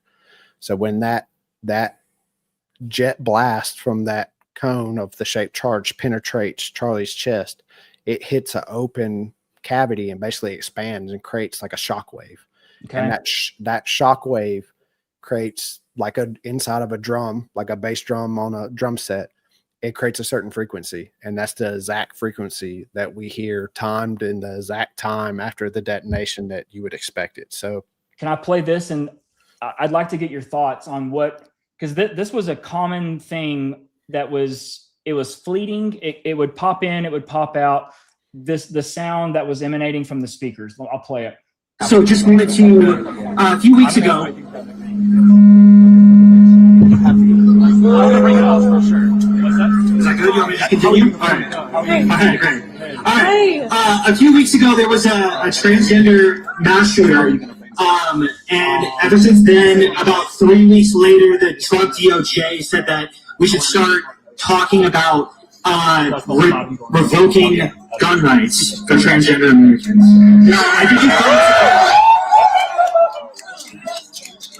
I think you're in support of this decision. Yes, is that fair to say? All right, great. So, do you know how many transgender Americans have been mass shooters over the last 10 years? Too many. Okay. I just want to point out the lack of empirical evidence here. It's 5. Okay, now 5 is a lot, right? I'm going to give you some credit. Do you know how many mass shooters there have been in America over the last 10 years? All right, I'm going to stop it before Dan tells everyone to steal third. What do you think that is? It sounds like feedback to me. I know they were, right before that event, they had a AV guy come and turn the speakers up. You can see he goes to each speaker and kind of like turns knobs on them. So I don't know if he turned them up too loud and they were getting feedback through the SM58, but that sounds like feedback to me. And it's not consistent through the entire event. The speakers were just, something was weird. Yeah, they were too low at first. I know you could hear the crowd saying he wasn't loud enough. And then they send the AV guy out there and he fiddles with the speakers. Looks like he turns the levels up. And then that was right before the event, because I heard the whole trans shooter question thing. So that would be after he turned it up. So possibly he turned it up a little bit too much. But it's kind of weird that the SM58 is picking up feedback, because all the speakers are kind of like turned away from Charlie. Okay, so I'm going to ask a couple of questions and then I'm going to get to my point. Sound. like, what is sound? And the reason I'm asking this question is there any sort of delineating factor? And let's just call it, I mean, you're from Oklahoma, I'm from Texas. We both have shot a shotgun before. Is there any delineation between Jon Bray firing a 12 gauge and recording it versus just playing the recording at the same decibel level that the shotgun occurred? Would you be able to pick it out? Would the sound waves delineate any difference? Yeah, I think a acute ear. If you're not used to hearing a shotgun, if you hadn't heard it enough, but if it was like a shotgun round that at barrel length you were used to hearing at a distance you were used to hearing, I would be able to tell the difference. What about Keli? The PA speakers only have a certain frequency response. So like, would Keli be able to tell the difference, do you think? I don't know. She's pretty crunchy too. I imagine she's heard a few shotguns shot. But you know, if it was, so yeah. Oh yeah, trust me. I know a thing or two. I mean, I can even tell. I thought that it sounded like to me, it sounded like somebody firing a shot at a track meet. I always thought that that's what it sounded like to me.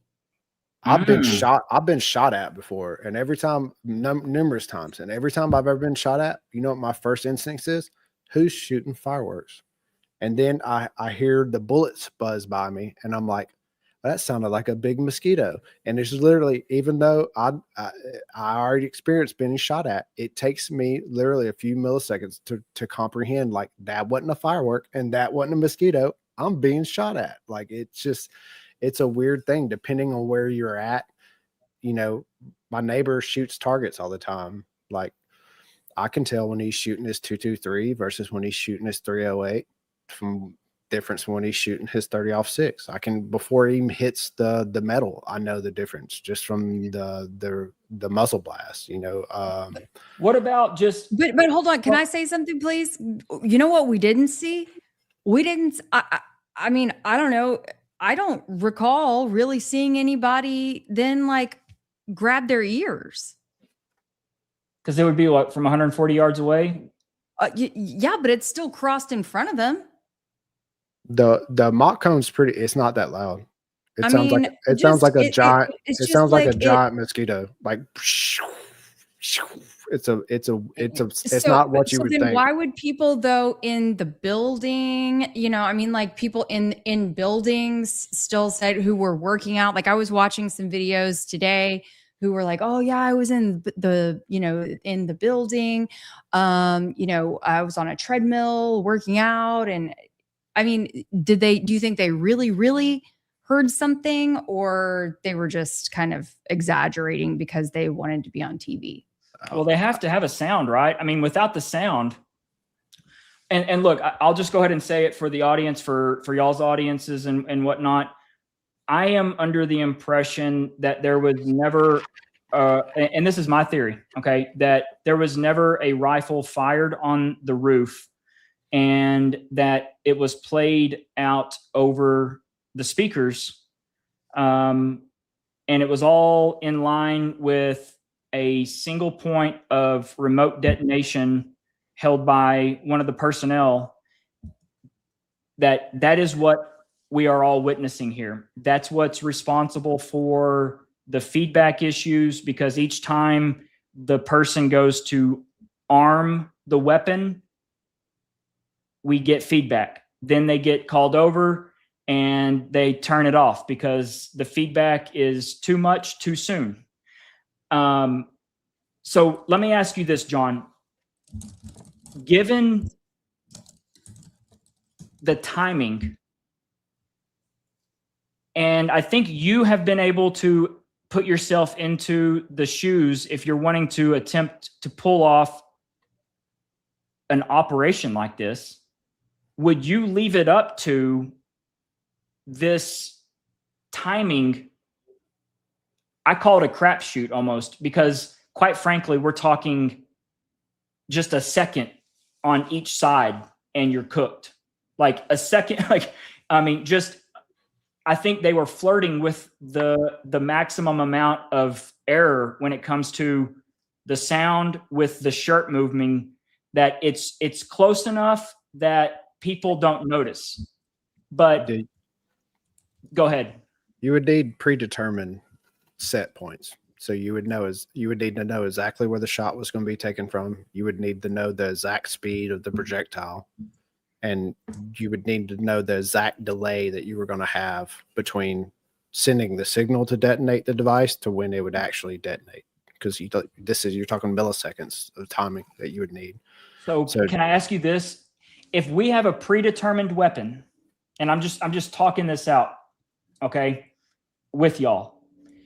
We know we have a predetermined weapon because the 30-06 rifle, I don't know if we've really seen the rifle. We've seen a picture of a black rifle that was released. But if you have this 30-06 that is pre-clandestined to be found, would it not be possible, if you already know the calculations of your shot, you know that there's going to be someone on the Losi Center roof, which is 140 yards away, because they've been there scouting the location. This is an operation that's well planned. Is it not possible, though, that you pre-record what would be a rifle being fired from 140 yards away? So you've got that distance, you can get the snap to bang or crack to bang, whatever the proper terminology is. And once you've got that recording, you've already got 4 or 5 big speakers that, with those nice computers that are over there, everything is in a computer program with a single point of trigger that mechanically fires, detonates, and plays the sound. And in a highly, highly, highly intense moment where people are seeing something super traumatic, as long as you hear and you see, the test has been passed. They're convinced. For the crowd, you could definitely say that, but it would be a huge risk, especially after the Butler event. The majority of the analysis that was done on the Butler event was audio analysis. So I would say if I was putting in my mind as a conspirator and I wanted to do that, I would be confident that I would be able to fool the crowd with that technique. But I would be very wary of people going and looking at the audio after the fact and analyzing audio, because the speakers have a frequency response. And their frequency response, especially PA speakers, they're very like mid-based, where they're not going to, they can create some high frequency and some low frequency, but they're going to have a pretty sharp cutoff, and they're going to be limiting in the decimals that they'll be able to create of these. Are you saying like also we're not going to get as much range on, say, the treble or the bass? Exactly. You'll get more mids. It was all about that bass. Yeah. And so while people there, it would be able to fool them if someone ran enough of the audio, especially from all the different angles we have. You would be able to tell the positioning where the audio came from. So you would know that the people that are closest to the speakers pick up the biggest amount of the rifle sound, and the people that should pick up more of the rifle sound, the people closer to the actual supposed shooter, would pick up less because they're further away from the speakers. So it would lead like a really easily determined forensic fingerprint. And that's not discounting it, because you could definitely fool the crowd. And if anything, it could add noise to it, which is like, to me, the key to the whole event is just add as much noise as possible. And it makes it difficult to determine anything. That's kind of like the end way with the timing is something that you have predetermined things on. Like you could work out the math on that. There's no variable in how fast the bullet's going to travel. There's no variable in how fast the sound's going to travel. And if you have a preset, like determined spot you're going to fire the bullet, you can work it out perfectly and know from testing the device that how long the device delays from detonation. And you can work that out to precise amounts. Because obviously we're pretty sure that Tyler Robinson didn't take the shot, which means that you had somebody that was in on the conspiracy take the shot. He could have easily had on the trigger of the rifle the trigger for the detonation with the right amount of delay to go off when that N wave crossed the area where Charlie was.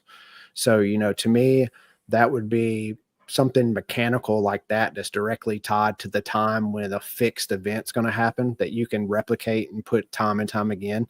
That would accurately, be able to be played over again and analyzed over and over again and show everyone what they're wanting to see. They're wanting to see the N-wave peak. They want to see the muzzle blast delay match with the speed of the bullet.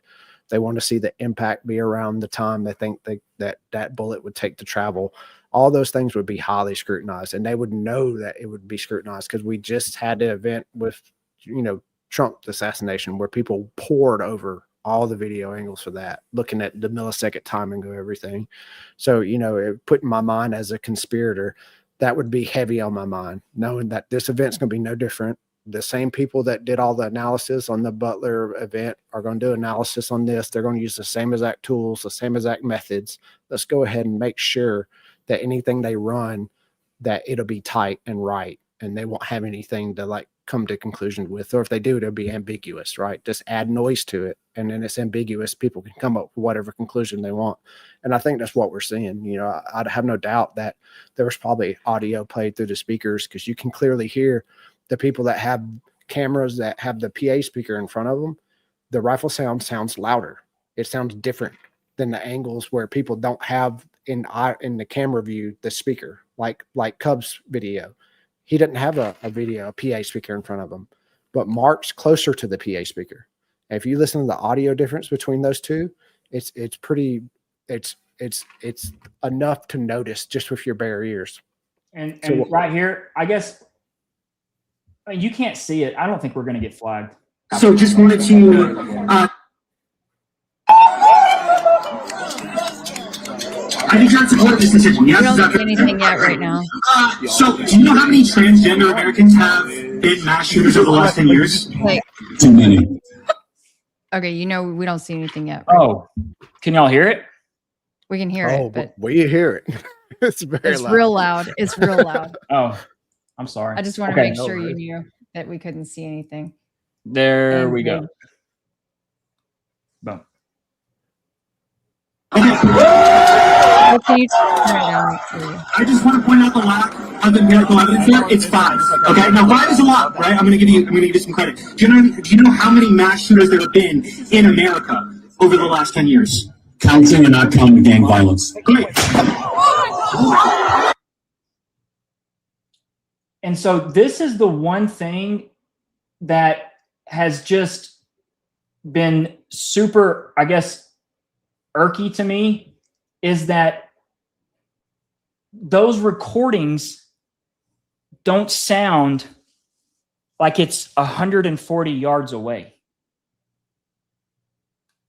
Yeah. It sounds like it's right there. And you'll be correct, because a good amount of that sound is right there.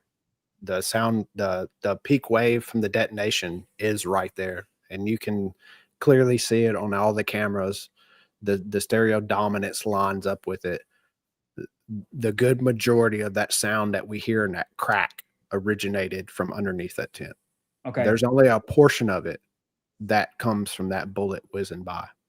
And it was just enough to add to the noise of it and the muzzle blast that follows it to have people conclude that that was a shot from that distance away. Because the distance, the math works out with the muzzle blast. And then you measure, the most important audio is from the people that were up on the upper levels, that were closer to the rooftop, because the muzzle blast arrival time is quicker for them because they're closer to it. And the math works. That's, I mean, we have that, or you're able. Yeah, the math works out. The triangulation, like, I can't tell you where the shot was taken from, but I can tell you with pretty good accuracy how far it was taken from, because sound travels at a certain speed. We have the N wave that passes by, the delta between the N wave passing by and the muzzle blast coming tells you where the muzzle blast originated from. So I can't tell you that it came from the rooftop where they say it did, but I can tell you the distance is actually what they say it is. It's in between 100 and 135 to 150 yards. So when it comes to the layout there at UVU, okay, and this has been debated ad nauseum. I can count now a number of spaces, probably I can't even do it on one hand or two hands now, that this has come up in topic in terms of the reliability factor of the UVU Fountain Courtyard, given the architecture, the layout, the elevation change, all of those different variables that come into play when it comes to the Fountain Courtyard. Every time it's the fact that it would be if you had a choice of say A, B, C, D, E, and like which one's the best one, like or which one's the worst one, you're picking the Fountain Courtyard every time in terms of being able to triangulate and examine gunshots or sounds given the echo factor. How do you account for the echo in all of these tests and whatnot? That's a great point. It's a point that I was making when people would put out, audio analysis. It's an extremely noisy environment. And how you isolate that noise is through frequency and timing. So you can't just look at the waveforms themselves. You have to tie the waveforms with the movement. The movement tells us when the supposed impact happened, right? You can't have an impact without having movement. And so we look at the frames of the video. We tie the frames of the video with the very first movements that we see, which is, the resolution is the frame rate of the video and the speed of light. So that, we know the frame rate of the video. We know the speed of light's going to be faster than anything else. So that gives you a good starting point. And then you use that as the delta from when you see the first movement of the frame to when that muzzle blast passes that camera. And so what you're describing is you're matching up the video with the audio, and you're trying to determine not only the audio, the stereo dominance of the audio and the first pass of the audio. So when that frequency first passes through the audio, it should pass a general direction, either center line, which would be both channels, or from the right, which would be right channel dominant, or from the left would be left channel dominant. So not only do we get the timing, but we get a general, flat line 2D directional idea of which direction it came from. And when you tie all that together and you put the math to it, then you can get a really good equation to how far that sound came from that moment on that camera, backed up to the delta of when that first movement happened from the video frame. Wow. And I mean, I just have to state the obvious. If you've got echoes, you've got now. You'll see them on the opposite side. Aren't you going to be seeing you'll see them. It's called a flip. So that's why you'll see a flip. You'll see it pass the one channel, and then there'll be a little delay, and it'll flip to the other channel. So, and the frequency changes slightly, but it'll be within a similar range, and you can absolutely see that, and you can filter that out. Just like the PA speakers, I can filter out the PA speakers. I look at the model of the PA speakers, I see their frequency response, and I simply bypass filter out the audio. And so I'm only looking at the audio that the speakers can't create. And that gives me an accurate data of, it's not a complete picture, but it gives me the moment from when that sound first hits the speaker or of the microphone of the camera, tied to the delta when that camera picks up the first movement of the video. And that gives you an accurate representation without the noise of the event, without the noise of the echoes or the noise of the PA speakers. And then once you get that, then you can go back and add all that back and look at a full spectrum and just isolate the key frequencies and look how they play out, how they break down, how they reverberate. And you can actually do triangulations of the echoes and see how the echoes bounce back off the walls. It's actually something I use to determine that all the audio was authentic.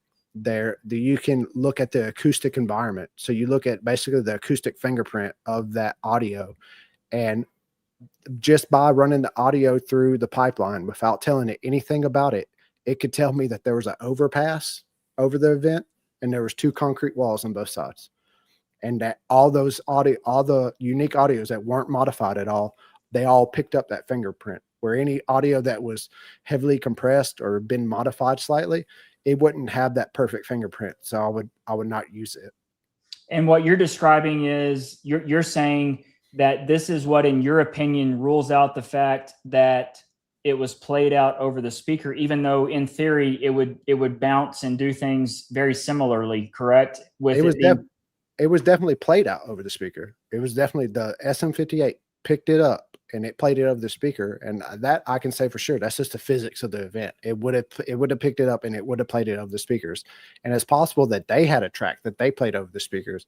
What I'm saying is I've isolated that from my analysis because I knew that was a possibility from the get-go because I could hear it with my own ears. I knew that it was played over the speakers because I knew from the audio of the videos that had the speakers within eyesight that the rifle sounded different. It was louder and it had a longer sustain than the other ones. The other ones were and why wouldn't you, right? I mean, if you're about to pull this operation off, why would you not just say, "Hey, we've got speakers here. Like, let's really sell it." I mean, and it just makes the analysis harder.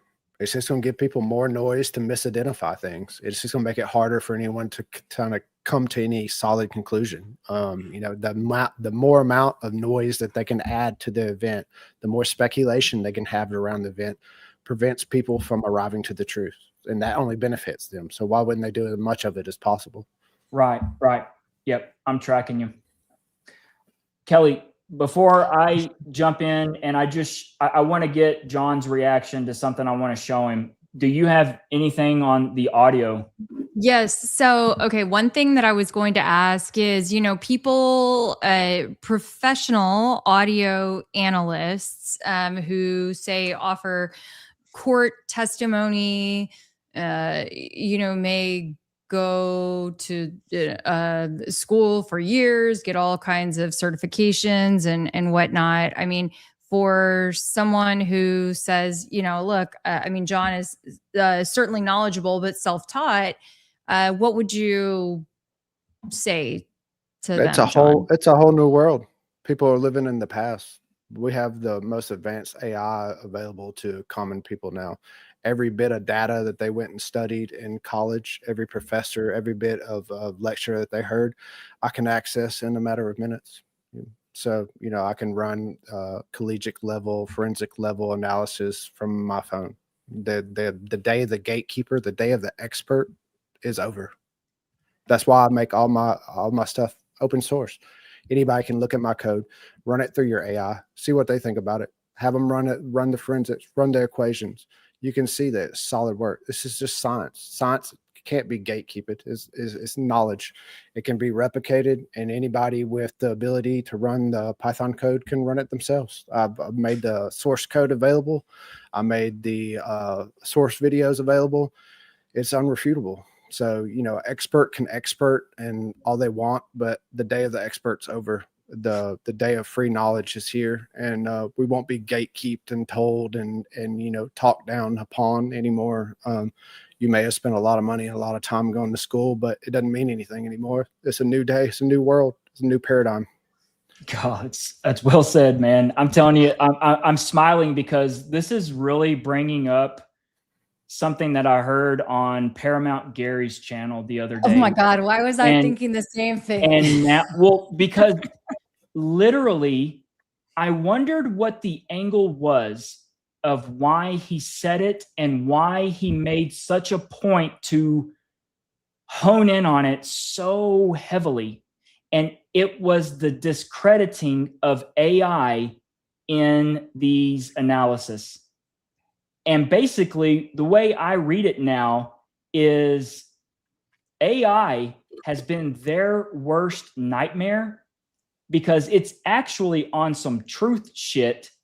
And all of a sudden, you've got Jon Bray from Oklahoma asking and prompting and creating who's got, it's that old adage, I know just enough about it to be dangerous.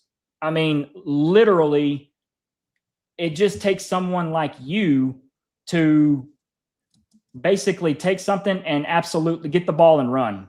And I think it's clear as day that now they're seeing, oh my gosh, we have to talk shit on AI. Like, and literally that was what he went on for like 20 minutes. I mean, the Defense Department is using AI to plan attacks. You know what I mean? We have the Defense Department. They use Claude. They use the same AI I use to plan their attacks on Venezuela and Iran. The amount of information that's available at our fingertips, it's frightening to them because they depend on us being ignorant and weak and willing to take any slop that they feed us, and we don't have to take it anymore. It's like a genie in the bottle. It's only as good as the wishes you wish for. And if you have the wisdom to ask for the right wishes, a fool will get nothing from those 3 wishes. But the person that's wise and poignant, he can have the world with just 3 wishes. And AI is no different. It's only as good as your intuition and the questions that you ask it. Mm-hmm. Wow. Yeah, I would say I saw, let's see. Oh gosh, the comment just went away. I just saw someone in the chat who had said, hey, I think that the guy jumping off of the roof could have been AI. And hey, who's to say that it wasn't? We don't know. I mean, in theory, it could have been. To me, I look at it and I'm like, you know what? I look at my kids' video games and it doesn't look all that different from my kids' video games, you know? And in fact, UVU has been known to, in the past, I think it was in 2024, had an entire program that created video games and like deployed it into a specific study to see how they could change public discourse. Anyway, not to say that that's what they did here, but I'm just saying anything is possible, and I think that we have we've definitely seen that. Jon, why do you think the FBI trimmed the UVU review, or not the review, the camera from the Losi Center that was recorded from the computer science building? Why do you think they started it at 12:29:34? Because they didn't like what they saw at 11:30 or 10 seconds. There's only one reason. If it behooved them, they would show us. The only reason they don't show us is because it's not what they wanted to see. Uncontrolled variable. How do you control an uncontrolled variable? You snip it out. You hide it. You put it. You obscure it. You know, it's after the fact is all you can do. When you have so many moving variables like that, nothing's going to play out perfect. And when you have something that doesn't play out perfect, you just snip it out. And that's what we saw. We all just snipped out. They showed us enough for us to follow their line of thinking and to follow the narrative, but they didn't show us everything because it didn't line up with their narrative. That's the only conclusion you can come up with. Do you think there? So you think you see a rifle coming off the roof? I don't know. That's such a donkey video. It's hard to say what you saw. I mean, I find it hard to believe that a modern day campus doesn't have a video that's closer to that or closer to that rooftop or doesn't have a higher resolution video. And why in the world wouldn't someone be watching the cameras? I mean, you got all these cameras and you know you have an event. And you know it's a politically charged event. It wasn't like Charlie was loved and by everybody. It wasn't the Pope coming to UVU. It was Charlie freaking Kirk. People talk about killing the dude all the time. People hated Charlie. It's just like I was talking about with the Instagram posts. The people are like, Charlie's a fascist. Charlie's a racist. Like, why wouldn't you just have someone, I don't know, watching the cameras, looking to see if there's some dude walking across the rooftop, maybe radio it in, or better yet, how about you make it where you don't have access to the rooftops? It's just like the levels of incompetency is just so high that you can't just write it off. People aren't that stupid. Like these are trained professionals, and they just couldn't happen to be bothered. Is that we have dudes above, they're looking, how many eyes did we have looking out that were supposed to be looking out for a guy on the rooftop, but yet some kid was able just to walk up there with grandpa's rifle and crack off a shot. When some dude that's just walking around with his cell phone sees the guy on the roof and is like, hey, there's a guy on the roof right there. But yet you got trained professionals everywhere that can't be bothered to look at the roof line when we just had a president almost assassinated from a roof line. Like, it's just the level of retardation that would have to be going on for them just to be that incompetent to not even bother. Maybe instead of looking at this crowd, I should look at the rooftops. You know, it's I don't understand how no one saw this, John. I mean, we're looking at inside the Hall of Flags, okay?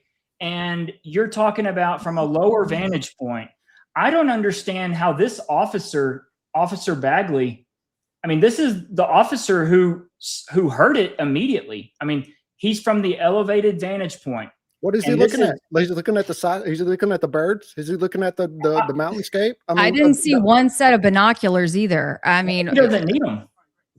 Well, I mean, if somebody there was really doing security, at least one person would have had a set of binoculars. This is at the moment the boom rings out. Okay, and here in the indictment, it states, at the moment of the shot, a UVU police officer was watching the crowd from an elevated vantage point. As soon as he heard the shot, he began to scan the area for threats. I mean, how easy is it to see a human silhouette on the edge of a building against a blue sky? I mean, we can see it in this choppy ass video that's panning to the side. You could see it, the dude run across. Like, why isn't some professional able to use his two eyes that God gave him to see the kid on the roof that's directly across from him? It doesn't make any sense. It doesn't. And so this is what lends to my theory when it comes to the shot is I do not believe that the angle was present for the shot to have been down. And check the gravel out. Look at this gravel. Look on the edge there. You know, we see the video, the guy shows the hump of the guy laid in prone. You can see that in the gravel. You can see if someone was laid in prone there. But you know what the problem is? The freaking tree's in the way. You can't take a shot right there. If you look at Google Earth, you line it up. There's not a clean line of sight from that prone position to Charlie's tent. And you would have to be on the very edge of it, like, because he's so low to the ground in the prone position. It doesn't make any sense. But then you go and look a little bit to the right of it. Go back to that picture you had of the gravel on the roof. Yep. And you see to where they had the flags, you can see a different where, look, it's like he moved across. You can see different positions where he laid down there. And we see the video of the guy laid there in prone. The guy was like, there's a guy on the roof there. And then you see later they add these evidence tags that are about 10 feet to the right and further back. And it doesn't look like he's prone in that position. It looks like he's on his knees or on his feet. And the dude ran off. Where are the footprints? How can you run on a gravel roof and not leave footprints all the way across? You know what I mean? Like, I've looked at this gravel on this roof, and there's just nothing makes sense about it. It just seems so off to me. It seems to me that, you know, it was a production that they were there to set the narrative of the kid on the roof taking the shot, but I'm not convinced that the shot was taken from that position. I think it was taken from a similar distance, or maybe a little bit further from off the roof line. From a standing position, but I don't think it was taken from that prone position that we see the one guy, that picture. I don't think the shot was taken from that position, just because if you look at the Google Earth and you line it up, that tree the tree line's in the way. Like, it's not enough in the way where you couldn't take the shot, but it's enough in the way that it would obscure your clean side of it. You wouldn't want to risk it from there. And I think given what we've learned from the indictment, the window of opportunity here, let me play it and then we'll talk about it. Get right up. Yeah. You think he'd already be in place? You would think that. So there's somebody on the roof right there? There's somebody on the roof over there. Just a dude seeing him. Got security professional everywhere. They can't be bothered to seeing the dude on the roof over there. From over there, ran in. Now he's right there. Just saying. Just saying. So the problem with this is the indictment alleges that this subject runs up 90 seconds between 80, it's like 70 to 90 seconds, okay, to get into the prone position. At this moment of these two guys on the sidewalk, they've pulled their phones out. This person's already resting, okay? They're already in a prone position, but they are, I would say at the least 2 feet away. I think you can say they're 3 feet away from the ledge. Yeah. And the problem is you've got these two guys very coincidentally there to capture, because remember, this video was put out on Twitter to get 9 million views within a matter of minutes or hours. That we're talking the window of opportunity now has shrunk to well under 60 seconds. So now they're recording. That would require them to, I can promise you, they're still going to sit there and watch him. Okay. But notice the camera stops recording. The phone stops recording. My point is, I do not believe that this person right here got any closer to the edge or the ledge than right there. Therefore, it makes it impossible to get that level of drop, because if you're going to shoot from that angle down, you've got to be on the edge, because you've got to be down here. Remember, he doesn't have a bipod or a tripod. Okay, this is supposedly a free-handed shot. So you've got to get the drop down.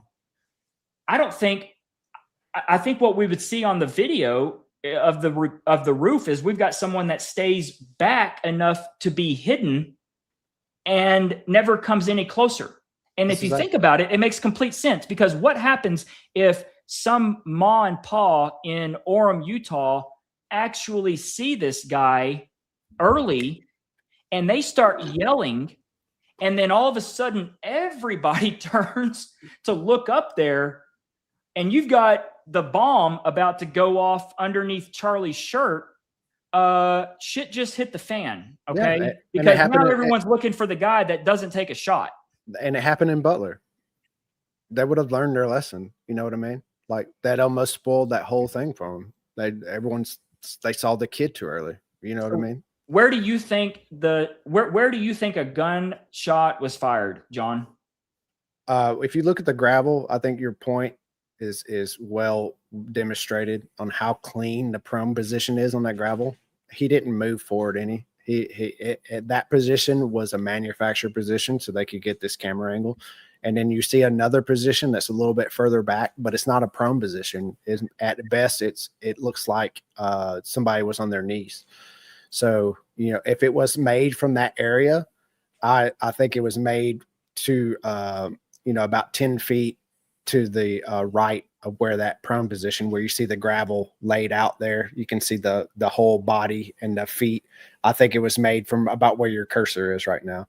If the shot was made from up there, and coincidentally, that's exactly how far you need to be able to get a clean line of sight past that tree into the tent or where the van was. Okay, so let me. I think it was taken back from off of the wall a little bit.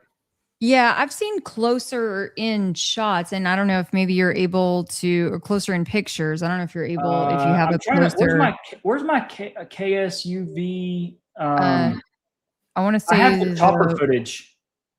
Okay, I want to say like the Washington Post. They have one, that has the FBI flags that you can see the gravel looks a lot more disturbed, which makes me suspect, because that gravel doesn't look as disturbed as the one that they have all the FBI flags on, which makes me think that there was people up there, I've got it. Hang on. I've got it. Well, yeah, and it's also sus that, there was one cop that, ran around supposedly and went up to the roof by himself, discovered it all by himself. How do you not see?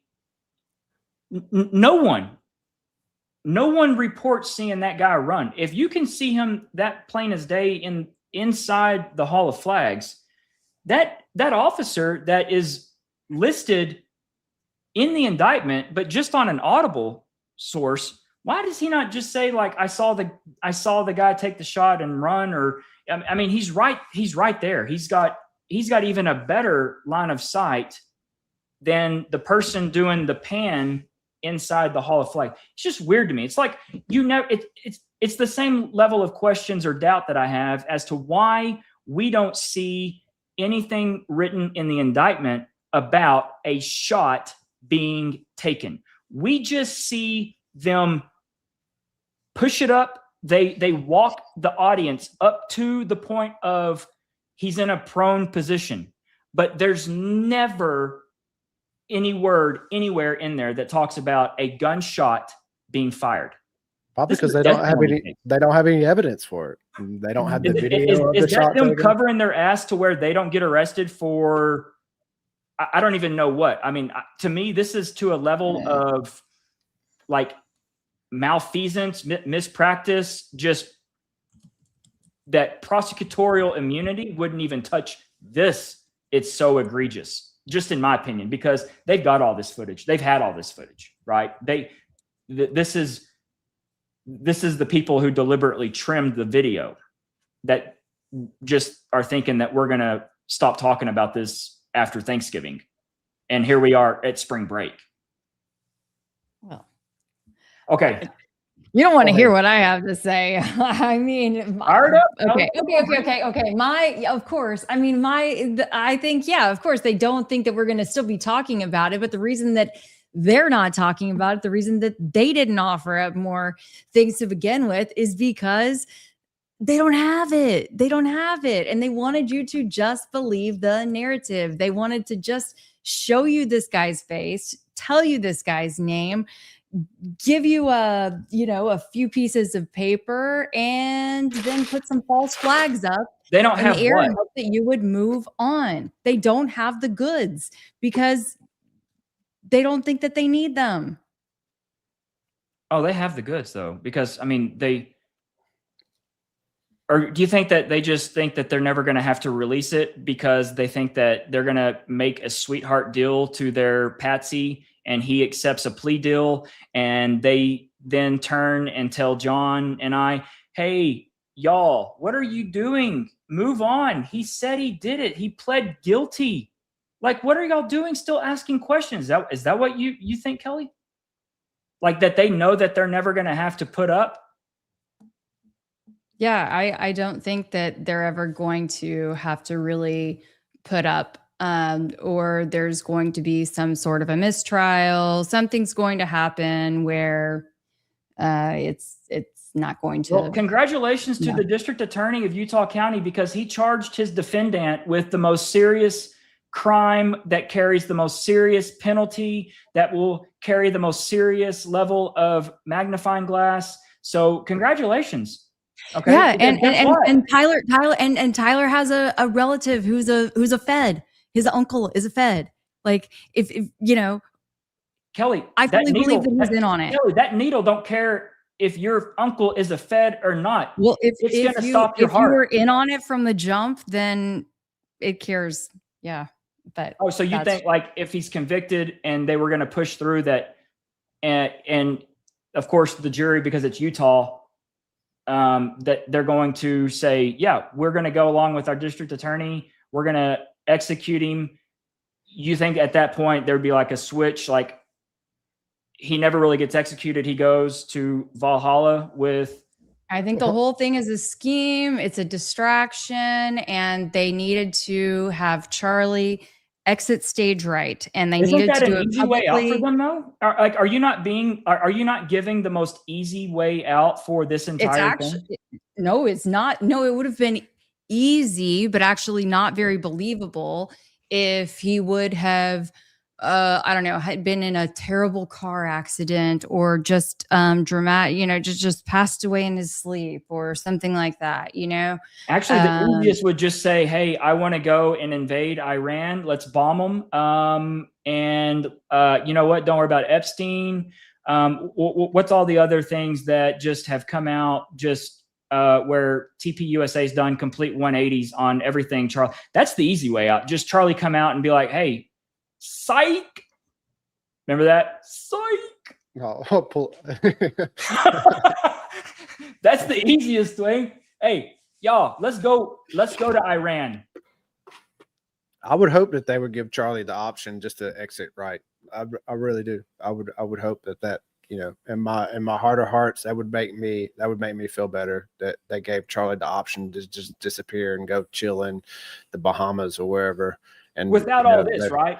Yeah, and just like let them just disappear. But not where like your son and my son and Kelly's sons all see this and are now thinking of political violence, even when they go to run for class president.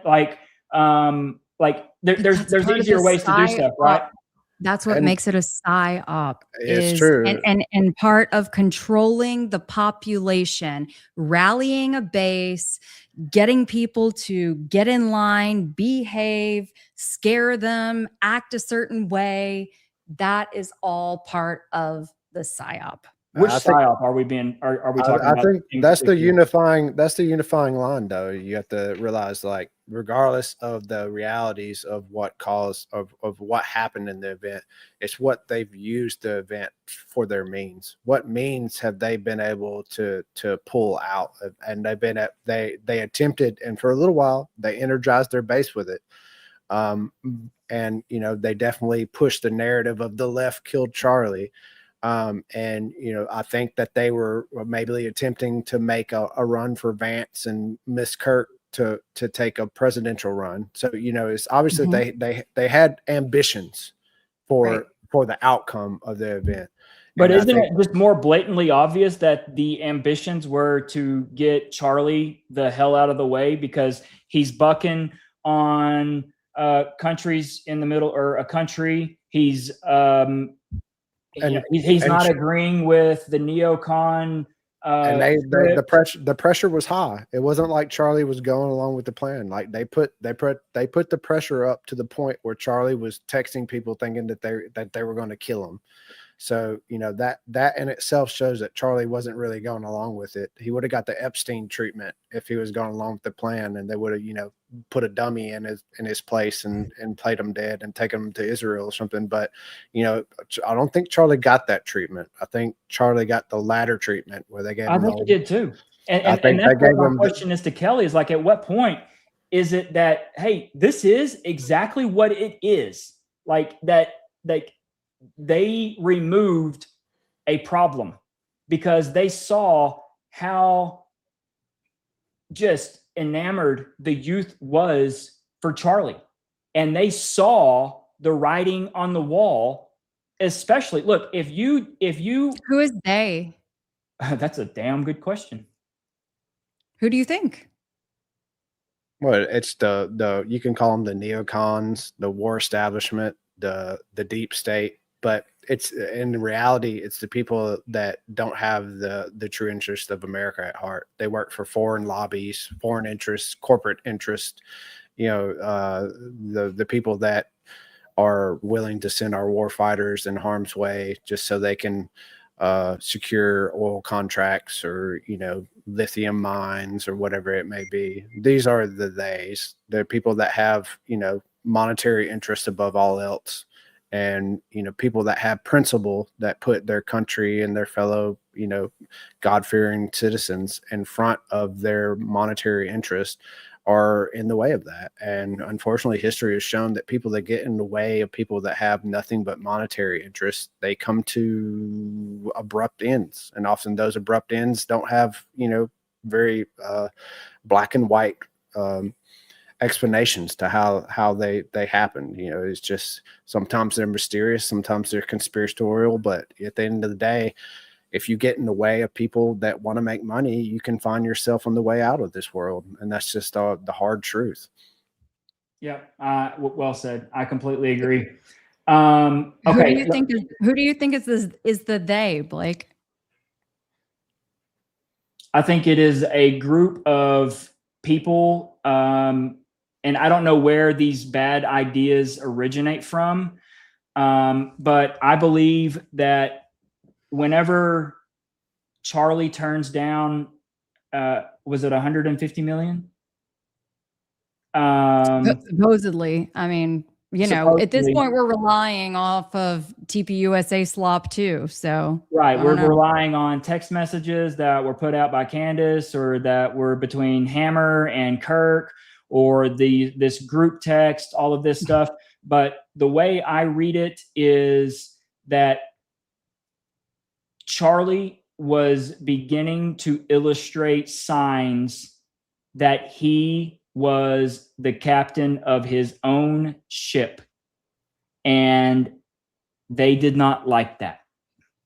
Because whenever you start to get big time with influence, with followers, with people that hang on your every word, when you can get a president elected by enabling the youth vote in our country, you command a lot of attention. And look, if Charlie is starting to question October the 7th, golly gee, what took so long for this little militarized country to form a response? How many hours? 8? I mean, like, it makes no sense. Charlie started asking common sense questions like, I mean, you've seen the debate, the dialogue between that one individual and 9/11 even, right? Like 9/11 is not making sense. Finally, look, we are all, I don't know how old you are. Oh, the one that I sent you? Yeah. I mean, okay. Things have been festering for a very long time. I was a sophomore in high school. I was kicked out of Thanksgiving dinners because I thought 9/11 was an inside job and that there was no plane that hit the Pentagon. I mean, I'm just like, hey, I hate to be like that kid. I'm the black sheep, but hey, y'all, like there was no plane that hit the Pentagon. And then you just point out the fact that you can't have one anomaly and everything else make perfect sense. So if the Pentagon was kind of set up, then don't you think kind of everything is set up? I mean, you're just kind of drawing that logic and maybe it's really hard for boomers to think about, boomers to hear, because they are just so, okay, which arm do you want it in? I mean, like, I'm not that way, okay? I'm a product of being in high school when 9/11 happened, and whatever the government tells me, I'm doing the opposite, okay? Just until there's at least a year pass by and everything kind of settles down. That's just me. So who is they? I think that this is who they is, and I think they recognized a big, big problem because look at everything that's happened since then. I mean, like everything's been an about face. So I think that's who they is. Am I wrong? I don't know. It was still a little vague, but who do you think they is? I think we're still figuring it out. I don't think he's dead, so you know, I think he had the ability to opt out. Okay, good, because yes, the priest will be here at 10:45 to do the exorcism. Okay, so get ready. I've ordered holy water to be DoorDashed, and you guys, that was fun. Look, y'all are that was fun. I've got one thing, and then because I know it's late, but look, this is. I just want to get John's reaction here. John, have you seen everything that I've put out, or do I need to just kind of show you this with the security team and what happened that day? That's just weird. Have you seen this? Yeah, it's bizarre. The more I look at it, the more sus it gets too. Like there's not a person back there. Well, it's Dan. It's Dan Flood. So Philip is looking. This is about 5 minutes before the Big Bang, okay? And there's all sorts of issues going on. Philip looks to Dan Flood. So we've got AV Philip looking to head of Turning Point USA's security team. And real quickly signals that there's a problem with the audio. That's how I take it, okay? Goes back down. Dan immediately... They all have their walkie-talkies. Dan says, and you can see Dan's mouth. He says, Brian, come here. Right here. He's looking over. He's like, you can see right here what this is. This is Dan running the calculus on, holy shit, they just told me I've got a problem with the audio. I've got to call Brian over here. How am I going to do it? Or do I do it? Like you can see, like watch this thought process play out. Because this is literally in like just cut frames. Brian. Look at him nondescriptly point. Hey, they got a problem.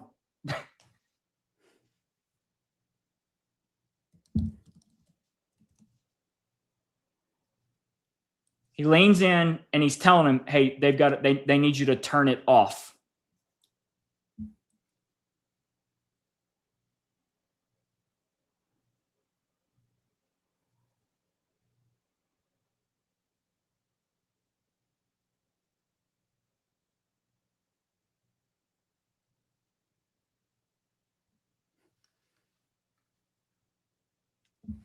And he turns it off. He twists it, turns it off, and goes back to his post. This is isolated. And look, every single time that Brian goes in to turn that on, the audio messes up and begins to jack with everything. The last time he does it, and it's like twice, the last time he does it when Hunter Kozak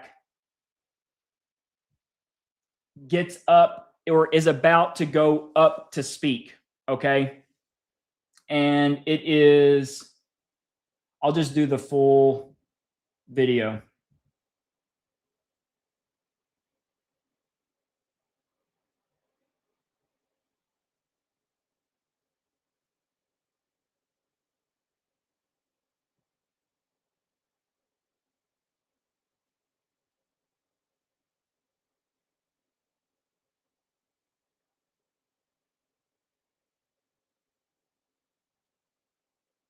And it's right here.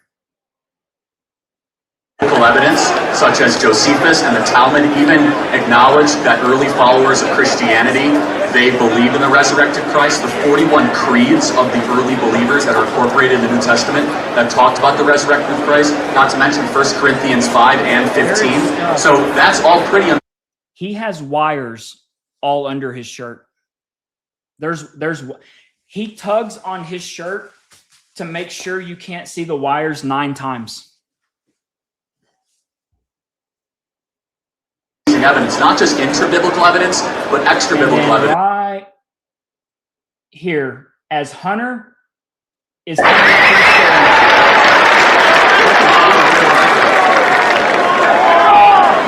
stage, right here. He hears the crowd cheering. He goes in to arm it because this is his last shot to go into his pocket before the magic questioner comes up. Okay. So he knows right now that Hunter Kozak is his guy because Hunter Kozak is going to ask the magic question.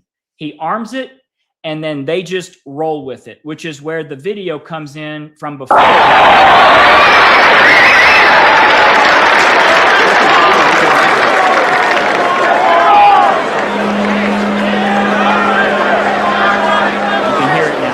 It's the feedbacks now, the hum. Okay. But see, this is, we're now upstairs. This camera's upstairs and back. So it's not as prevalent or loud as the kid where I just showed you the video earlier where he's right under the speaker. Okay. So now at this point, and John, like cross your arms, like a comfy cross your arms. How do you do it? Are your hands open? No, I'll tuck them underneath my. Show me. Like, are you fisted?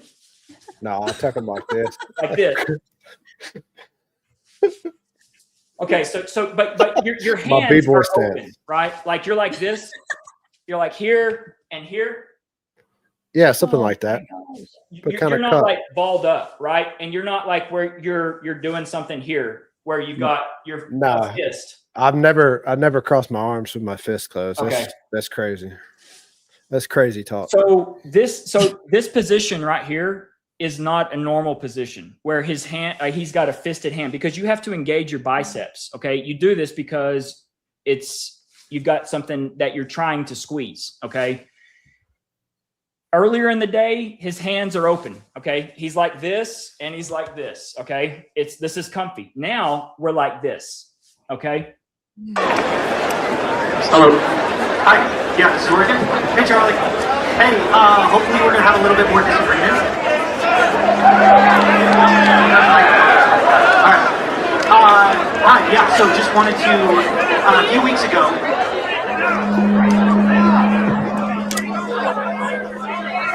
You see him, he leans in real quick because it's real loud, and he's like, oh my gosh. I mean, I'm sure the panic is really setting in, because it's like, is the sound gonna mess this thing up too bad? Okay. Terrell comes in, and you saw what Terrell did. Terrell tells Charlie to move the microphone away from you now.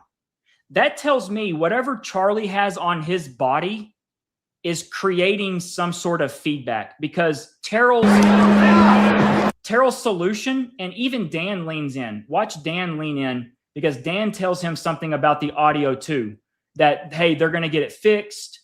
Watch Charlie's reaction to it.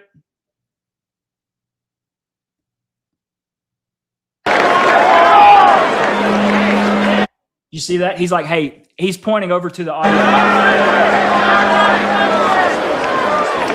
He's probably saying they're about to get it fixed. To be honest, he's probably saying they're about to get it fixed, because Charlie's like, yeah, it's cool, you know. Hello. Hi. Yeah, this is working. Hey, Charlie. Hey, hopefully we're gonna have a little bit more disagreement. Look at this concern on Andrew's face. Hi. Yeah. So just wanted to, a few weeks ago. When he does this, I even think Terrell tells him to turn it off.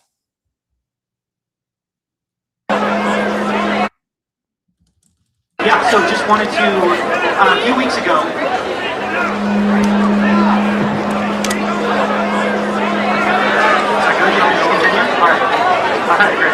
All right. A few weeks ago, there was a transgender mass shooter, and ever since then, about 3 weeks later, the Trump DOJ said that we should start talking about revoking gun rights for transgender Americans.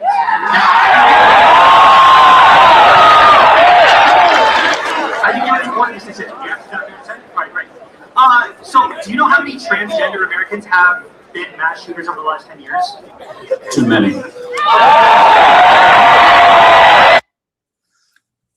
This right here is the most damning thing for Hunter Kozak. For the whole thing. When you look at everything Hunter Kozak's been involved in, after the fact, the leveraging of his position, being the last person that questioned Charlie, just everything. The fact that it's this Unfuck America tour that he's a part of. This right here absolutely makes 0 sense, because Hunter Kozak has no reason to look over to Brian Harpole and touch his frame. Not move his glasses, just touch. He touches because he's telling Brian Harpole, as they lock eyes, the trigger question is next. It's next. And it is. It's 5. Okay, now 5 is a lot, right? I'm going to give you some credit. Do you know how many mass shooters there? And there it is. The other smoking gun.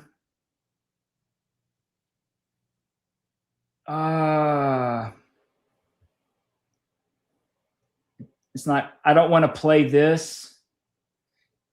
Let me go here. I think it's right here.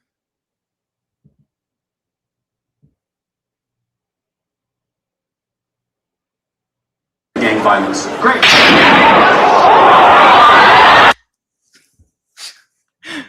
Mr. Microphone Placer, Philip, do you see what he does? He looks away first. The boom happens because you can see Hunter Kozak's hands go up to his rehearsed reaction. And then what does Philip Goldsberry do? He wants to look and see if the guy on the roof is running. Watch his eyes. Busted.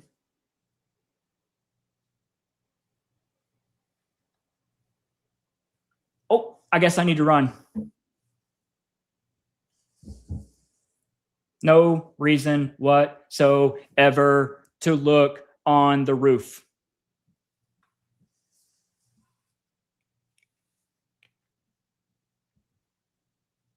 Watch it again. Our valuable time with our wonderful LDS friends.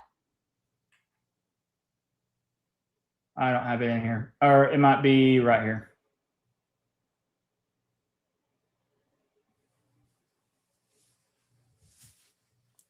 Here it is in real time. Counting gang violence. Great. Counting gang violence. Great.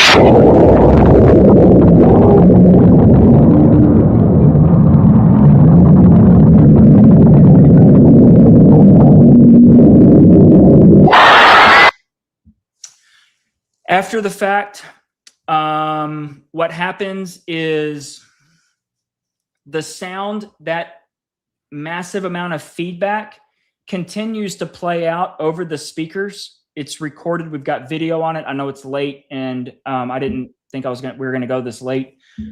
The speakers are doing that feedback sound. It's loud. There's people cleaning up, but the person who comes back to turn everything off is Philip Goldsberry.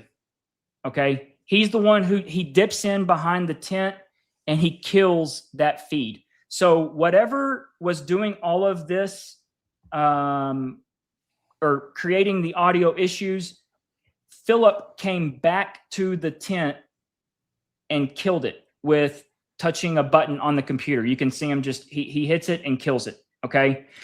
And so with all of this now in context, with everything that we've talked about, it is plain as day why Terrell Farnsworth, I've nicknamed him SD card or SD. Terrell SD Farnsworth went in for the video. They had to. They had to pick up. That's why they're searching the grass. There's shrapnel. That's why the security team is doing this. Y'all, everything, and John, I know I don't have to really convince you, and Kelly, I'm just trying to save your soul at this point. Look, I'm ready to ask you a question, especially after watching that video. Okay, it straight up looks sloppy. If this was really an intelligence operation, it straight up looks sloppy, and they would have known. They were all on camera from all angles. It would not have looked like that. What's your point?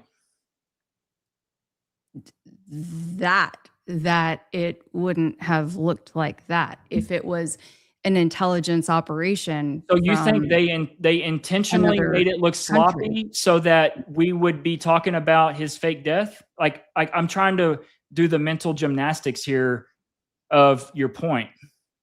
No, that is the point, is that if it's not an intelligence operation from another country, that it actually is you know, Charlie trying to exit stage right. I don't know That's why anything it about is another sloppy. country, You though. know, that's why we're able to actually see the errors in the ways, because it's not an operation that's run smoothly by a foreign country. How about it's 2025 and there's video cameras everywhere, We're and all on you a can't wild goose do chase this while we're in being 2025 or distracted, you know? 2026 because we are going to out you. How about that?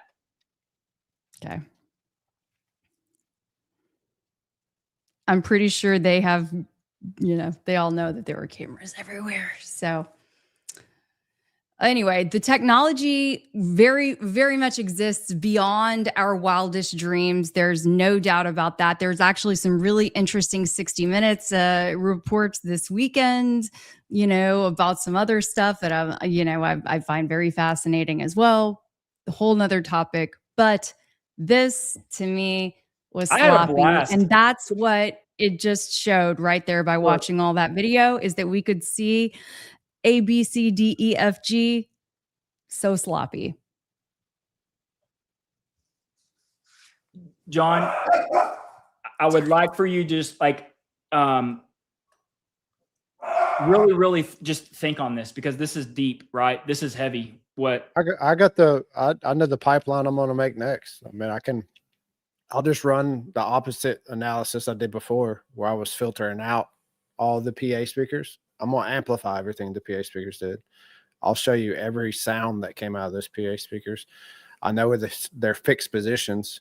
I'll triangulate the same technology, the same pipeline I used to triangulate the frequencies I was looking for. I can use that same exact technique to triangulate and look for the frequencies that the speakers made. I can tell you the hertz that the speakers are running at, you know, whether it's running on 120 volts or battery power. Like, I can get down to that level of accuracy. So what happens is you can slow down. This hand is nothing. He has the controller is in this right pocket. The detonator is underneath his arm. Okay. It is right.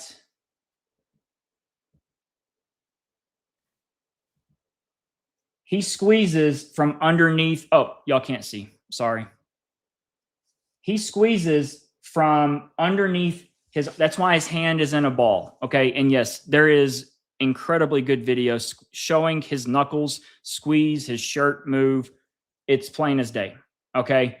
But the controller is in this pocket. So this is what he's messing with. And then here is where he squeezes. Yeah, I'll run an analysis on it. Are they the same frame seek, frame seek that I did with the all the videos of the shirt? I'll time it with his movements, and we'll run it with the audio. We'll get down to milliseconds and see if it lines up. Perfect. Because the wiring is running under his shirt. That's why he tugs on his shirt so much. He doesn't want those wires being seen. And at the moment of the shot, or the boom, or the explosion, or the big bang, or the squib, okay, to humor Keli, you can see his jaw clench down.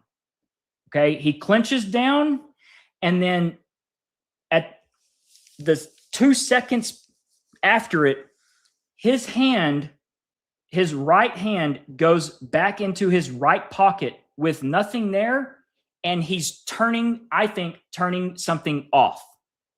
Okay, you can see his hand. He steps back. It's so rehearsed. Back, hand in, turns, and then he runs. Never really looking to see what just happened. Okay, just the fact of he's turning it off. Okay, so yes, I really think that we need to hone in on the audio and just look at this angle. Does this at least is this compelling just in the slightest, John? Like everything that we've got going on with. Yeah, to me, it's all about the timing. There's so much that I saw that I was like sure that it was something, and until I timed it out, and then it didn't line up. And then there was things that I thought were nothing, and then I triangulated it and timed it out, and I think it's everything now. So could yeah, it be possible that this was timed out and that there was a latency issue with the audible sound being played off of a single source of the explosion with the sound?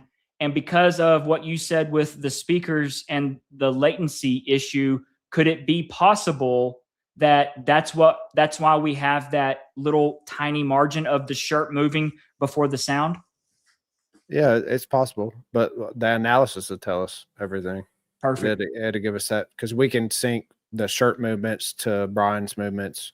But I mean, he's so bright, he's so in focus on Mark's video, and then the UVU video, you can see his frontal like movements really well. So between those two, like, we'll be able to pinpoint what he does.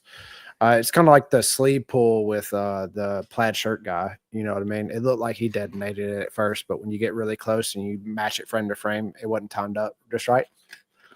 So the frames will tell the truth. I mean, I just follow the data. I try to pull myself away from my assumptions and my perception of what happened, and just let the data like speak for itself and lead me to the truth, because I've been wrong about more things than I've been right about this event, and people pointing out my faults have led me to where I am. So, I have no dogma tied to what I believe happened or what happened. I just run the analysis and then follow the data, follow the epicenter.com.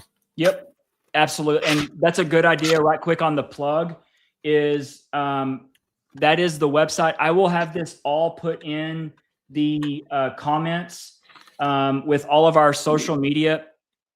Please share this stream like crazy. And I'll have everyone's handle. Follow Keli, follow Jon, follow me. Look, we are the people that truly are going max. Okay. Like this is what it takes. Okay. It's the conversation. It's the debate. And it is just the unquenching thirst of trying to find the truth in this, because we know what we're being told is not. Yeah. We all know some of it's fake. Absolutely. That's where the unifying line, whether so our outcomes doesn't matter as much. Thank you, Mr. D9005. I don't think CO said she got the video footage. She reviewed it and took one pic of it. Yeah, she took a screenshot. I want to show you guys this as well exclusively, a still image of the much longer video I have that was shown to me of Charlie from behind. Okay, this is the video, and you can see what we have there. That's Charlie's necklace that's hanging. There's no blood on Charlie. There was absolutely no blood on Charlie. Not only did the bullet not go through, it didn't even cause any sort of destruction. And I follow that video until he goes down. There's nothing that we would expect to see from a 30-06. And again, I have a close-up of this. That's his chain. There's no question that what you are seeing there is his chain. And the only blood that I saw was blood in his hand, which was spurting forward, to be clear. And I'm pretty sure that blood came from the wound squirting. I've tracked that. I've mapped it. Yeah. So I don't know what. And look, thank you for your super chat. I took that for what she said, and that she said that she has it. And I have no reason to doubt her. And quite frankly, it's not up to Candace to release it. It would be wonderful if she did, but in the spirit of everything, in the spirit of where we are in this debate, in the spirit of being reminded 250 times a month by Jack Posobiec that he saw a leftist shoot Charlie Kirk, in that spirit, I think it's time for TPUSA to put their money where their mouth is. Shut people like me up and release the footage. I can promise you that you're not going to do an ounce of damage to the case against Tyler Robinson more than what you've already done by bumping your freaking gums. Okay? Release the footage. Prove us wrong. Prove us wrong. It's crazy. fucking crazy. Thank you for the super chat. Good point, Blake. Blake, maybe some of the speakers were being used for his mic and the others setting live sound up, waiting for the shot to be broadcast and feedback. Look, it's a possibility. I think John and I both agree that there's some very strange things that are happening with the speakers. And I think what we're going to do is just kind of put a TBC on this and let John do his stuff. If there's any other people that work audio, please feel free, reach out to me. And like, we can figure this out. Look, it's not hard. We've got pictures of their setup. We know how their stuff was set up. We can see how their stuff was set up on all the other events. We can go on to Philip Goldsberry's Instagram page. We can see how he conducts all of his setups there. We can point out the inconsistencies with that day. It's really quite easy. And this probably is a very easy explanation as to what's going on, but there was definitely the speakers were involved. We'll just leave it at that. But thank you for your super chat. And y'all, if y'all have anything to add, please just jump in. I know I'm the only one that can do these here.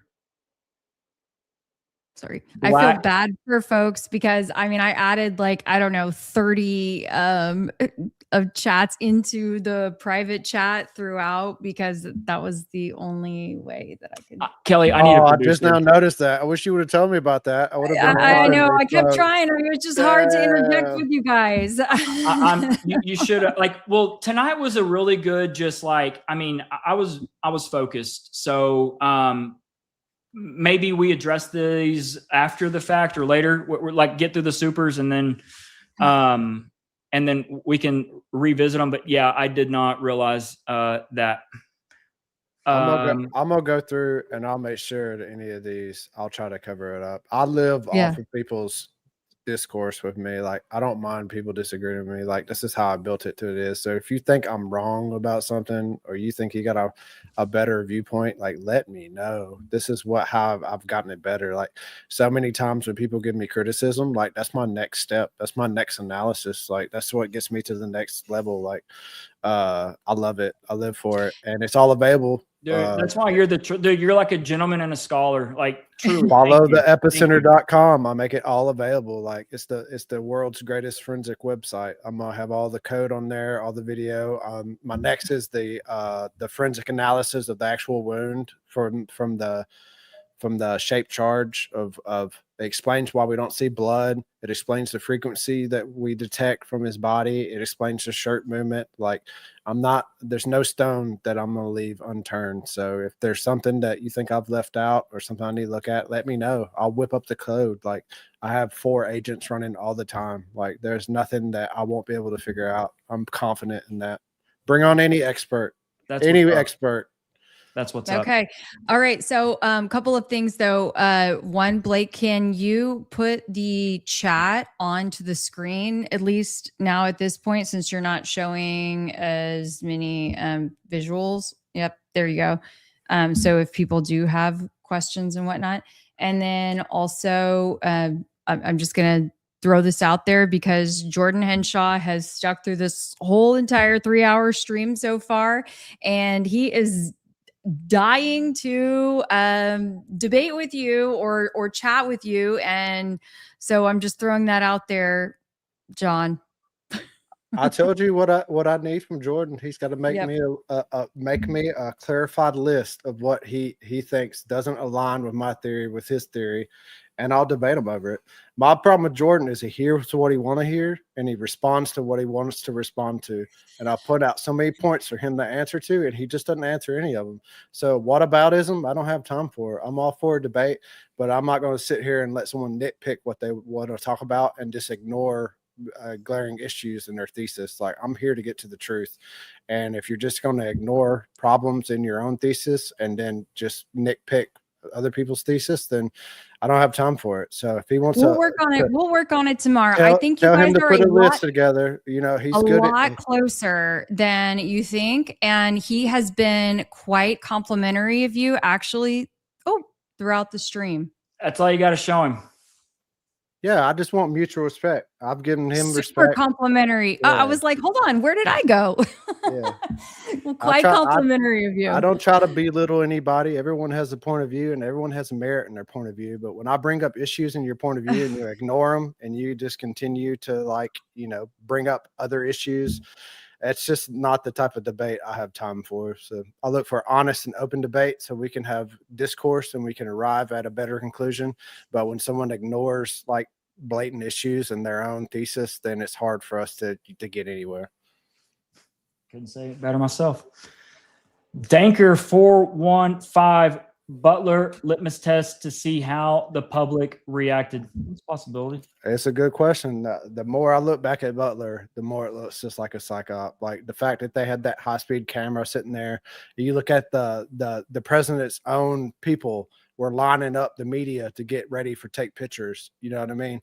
The fact that they would sacrifice people in the crowd so Trump could get the bump. You know what I mean? The fight. It's just super sus to me now looking back. Like, I don't know. I don't think he would have had the easiest time winning as he did if it wasn't for that event.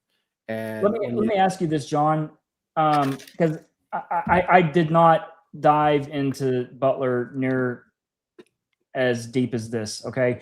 Do you think that Trump was Trump really hit by a bullet nicking his ear? I'm having a hard time believing it. I believed it at first. I believed that they just had a, worst case, like he was in on it and they had a really good shot and he was confident. But the more I look at it and the more time goes past this and the more he acts, the more I believe that it was just some WWE tomfoolery and they just sacrificed some people in the crowd to make it look legit. Do you think that the camera actually captured the bullet tracing across, or was that something manipulated? No, I think they set that dude out there with that high-speed camera. He had his shutter speed set. So you think he's just sitting there with the shutter? He was there knowing he was there to capture a bullet pass by, and they knew exactly how fast the shutter speed needed to be. Like, that's just how you sell it. It was just all about selling the heroic event of Trump surviving an assassination. That's what I feel like now, looking back at it. And when it happened, I didn't feel that way. Like, I feel like the kid, I feel like some state players are trying to take Trump out. But now if you see how Trump's reacting, like how he's bending over backwards doing whatever they want, it makes me think that they just used that as a ploy to arouse the support for him. Yeah. Cause I'm an amateur photographer and it's hard for me to wrap my head around the fact of catching that.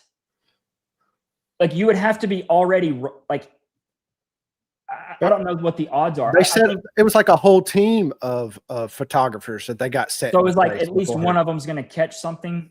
Bro, the Secret Service dude lines him up and tells him to get ready, and he's all ducking behind the podium while he's telling the media to get ready, and they're all sitting there getting their cameras ready before the first shot rolls out.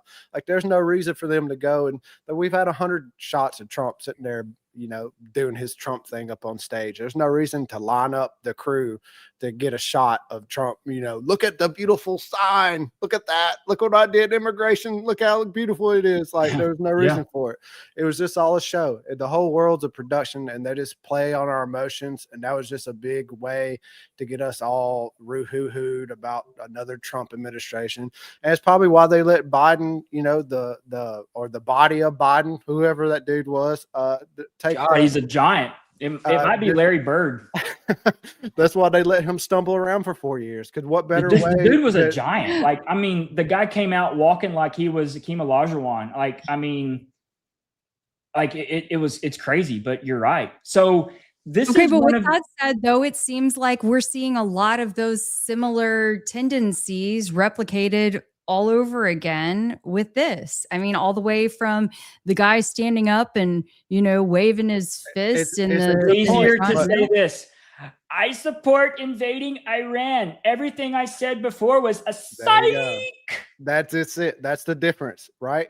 Trump made the psych, but Charlie wasn't making the psych. Charlie was No, pretty no, much standing in his ground. No, you know what? When people ask Trump, like 3 days later or something, how he was doing after Charlie had, passed. I don't know. Yeah. They don't have enough holy Construction. water. He I don't know. he said, beautiful oh, ballroom. yeah, aren't you so excited? I don't know if I Isn't my ordered enough holy ballroom going water. to be amazing? Look what I'm doing for your money. I'm building a beautiful ballroom. I tore a perfectly good one down, but I'm building a better one.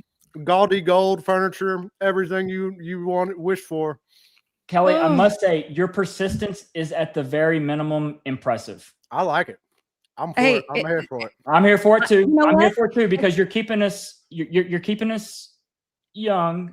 And this is at 11 p.m. Okay, like it is. It's Kelly, John, and Blake after dark now. So yeah. But look, this is the problem, Kelly. Is please. If this is going to be fake, you have a suspect that's dead. You do not have written into this script. That is a good point. And a live 21-year-old that we're about to inject the needle to take his life. Because guess what? He's charged with aggravated murder that carries a penalty of the death penalty. Okay, maybe you don't leave him alive. Was supposed to off himself, or maybe it was supposed to be Lance. Like there are so many other things. You have someone called I'm just Thomas Crooks from Utah. There are so many things that could have gone wrong, and that's why everybody scrambled. Like that's why it's real. Effed up. Because it did go wrong, and we're now pointing it out. It's real. He really bled his own blood. Nobody makes me bleed my own blood. Ballroom. Name that movie. Ballroom. That's Dodgeball. Nobody makes me bleed my own blood. Okay, next one. It is After Dark.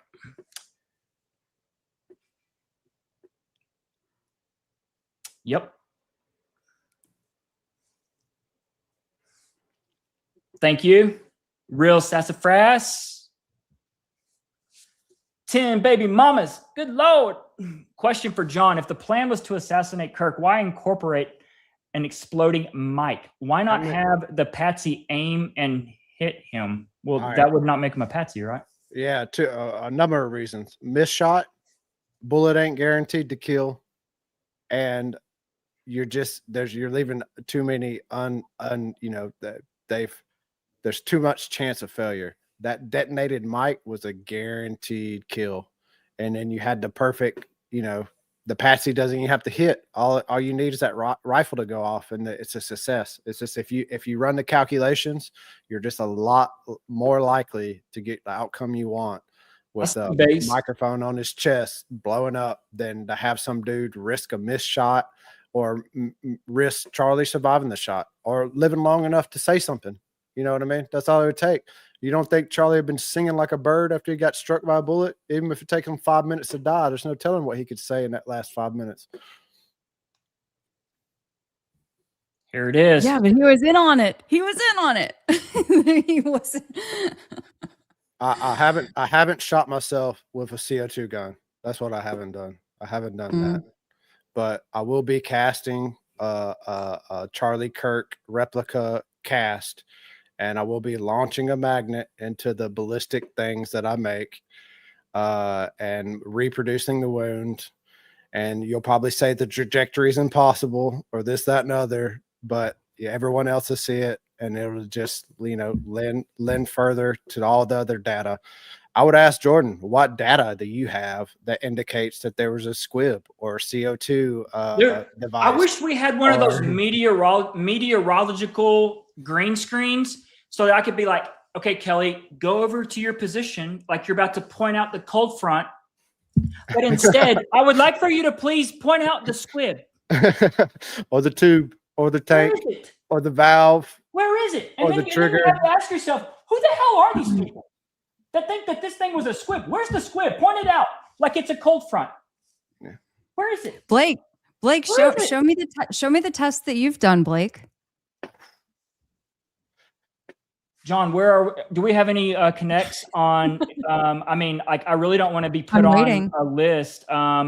I mean, this is my problem. Like I'm smart enough. I know enough chemistry. I have the chemistry sets enough to synthesize these explosives, but I don't want the ATF to come kick in my door.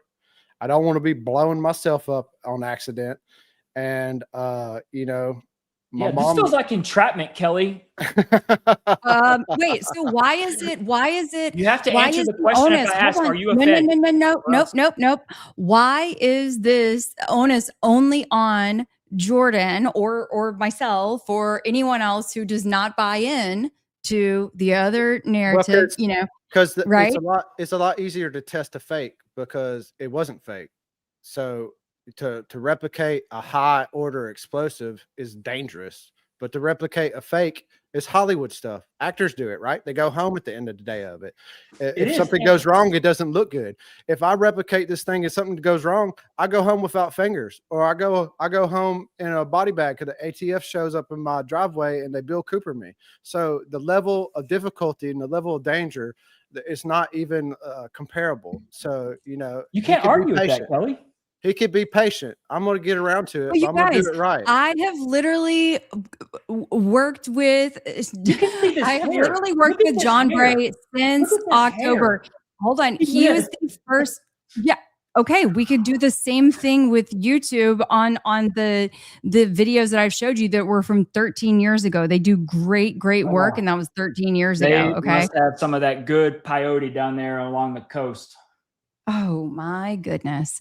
Anyway, Jon and I have, you know, he was the first person who I communicated with, and we have stayed in touch like consistently this entire time.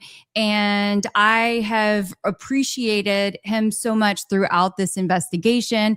And I'm the one who brought him back around into the discourse, you know, like at the end of the year. So I believe in the theory. Do you need to hear from like real non-Fed people that work in Hollywood? Do you need to hear, and you and Jordan need to hear, that there's not a prosthetic here? You guys, is that going to help? That's not what it is about. That's not what it is about. I'm just telling you what I believe. Okay. So I'm just saying. I agree, and I understand why you believe it. I understand you made your position. I believed it too until I saw my mom running in my room to put money under my pillow when I lost a tooth, and I figured out real quick that my mom is the tooth fairy. All right, you're gonna belittle me. Cool. No, I'm just saying, like, where's the squib? There's a hole. The point of a squib is to not see it.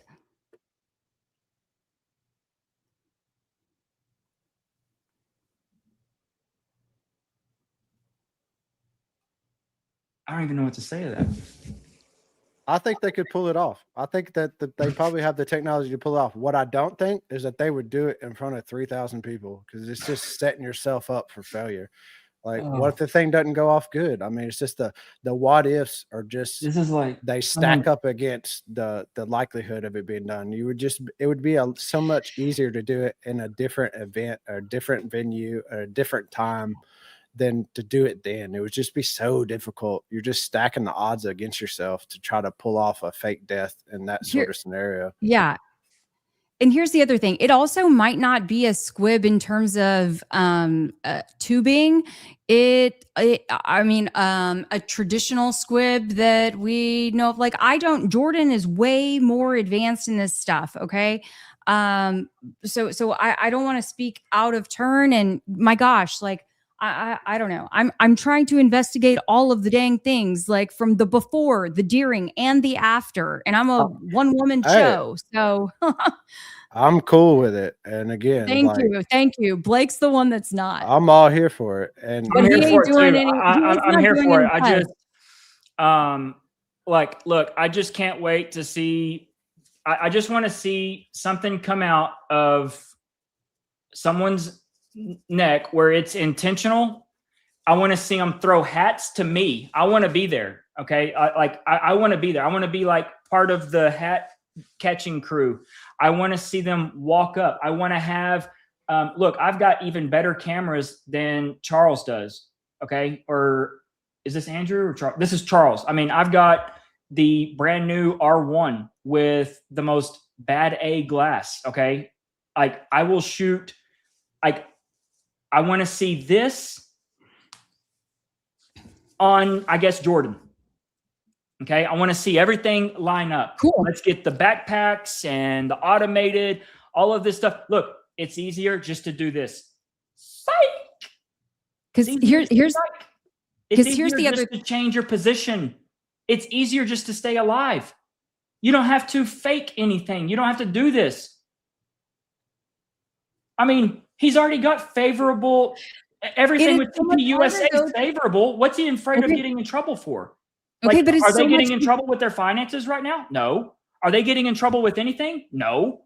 Like, is anything happening to anybody at TP USA? No. They're actually getting promoted and stuff. They're making more money. So, I mean, quite frankly, you just change your position. You're in the good graces of everyone now, countries and government, and then everybody lives hunky-dory. You don't have to do this. Congratulations. Yeah. Yeah. Truth. What up? Hope you're staying calm tonight. I don't need you throwing anything. I'm just kidding, bro. John, dude, truth. I love debating you, dude. I really do. I give you a hard time, but you give me a hard time. I think he's talking about where people think that the audio that they played in court is from the Rogue microphone that Charlie was wearing, and it's kind of like, I don't understand why they think it doesn't say that.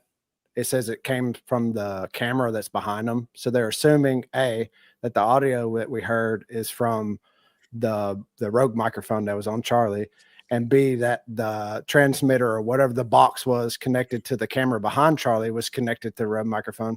But if you just listen to the audio after the event, you hear a bunch of people screaming.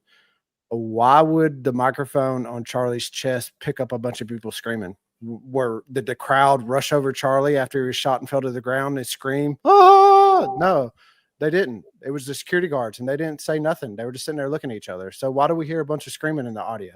Because the audio wasn't from the microphone that was on his chest. And if it was, guess what? That Rogue microphone has a transmitter. They were transmitting that audio to something, which was recording the audio also. So even if they do play the audio from that microphone, it doesn't mean anything, because the audio right up to the point of it exploding was recorded on a camera somewhere. So they have the audio clean all the way to the point of the explosion. And after explosion, who knows what the audio sounds like? They could put whatever they want in there. We don't know what it sounded like. It was chaos. So it's like a non-point. There's nothing to be made of it. It's a non-argument, not an argument.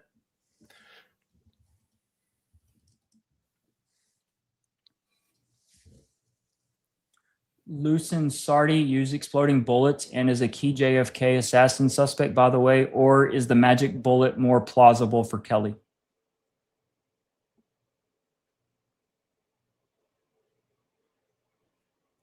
The magic bullet being more plausible? Are you kidding me? No. We just need to find Charlie. That's what we need to do. No, we're never going to find I would love to send Charlie. Gordon and Keli on a freaking scavenger hunt. Okay, find him, guys. Find him, and look. So this is the angle here. Okay, this is me extending the olive branch to my This is you being an asshole. That's what it is. This is me extending an olive branch to my squibbers. This is you being an asshole in front Did of he say squibbers? He said squibbers. This is me. Look, we have got to make it. Actually, you guys, this is what our phone conversations look like. Actually, it is. But this is Blake. It's normal. This is how normal people talk and debate. And yes, but look, this is me extending the olive branch. We have got to show that, number one, there was not a 30-06 fired into Charlie's neck. Okay, the investigation is opened back up. What do we got? Sorry. What do we got? Oh God, I just appreciate this comment because I know how much my son wants to have GTA 6. So somebody said that we'll have GTA 6 before we find Charlie. That is funny. Okay. Look, anyway, we reopen the investigation And this is what you do. You arrest Terrell Farnsworth for taking the SD cards, conspiracy to commit murder, obstruction. I'm sure the state of Utah can find 5 really, really serious felonies to charge him and dangle about 60 years over his head. Then you go and arrest Philip Goldsberry because he's the one who put the microphone on Charlie, okay? And you dangle something similar to him. And then you set them 2 dudes in an interrogation room somewhere in Utah, or not, because is Utah going to do the right thing? And you start telling them, sing, motherfuckers, sing. I would give them 30 minutes. I think they'd last 30 minutes with true law men and women.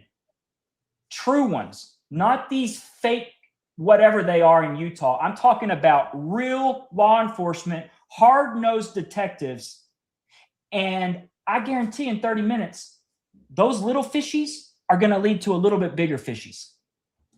And then those little bit bigger fishies are going to lead to medium-sized fishies.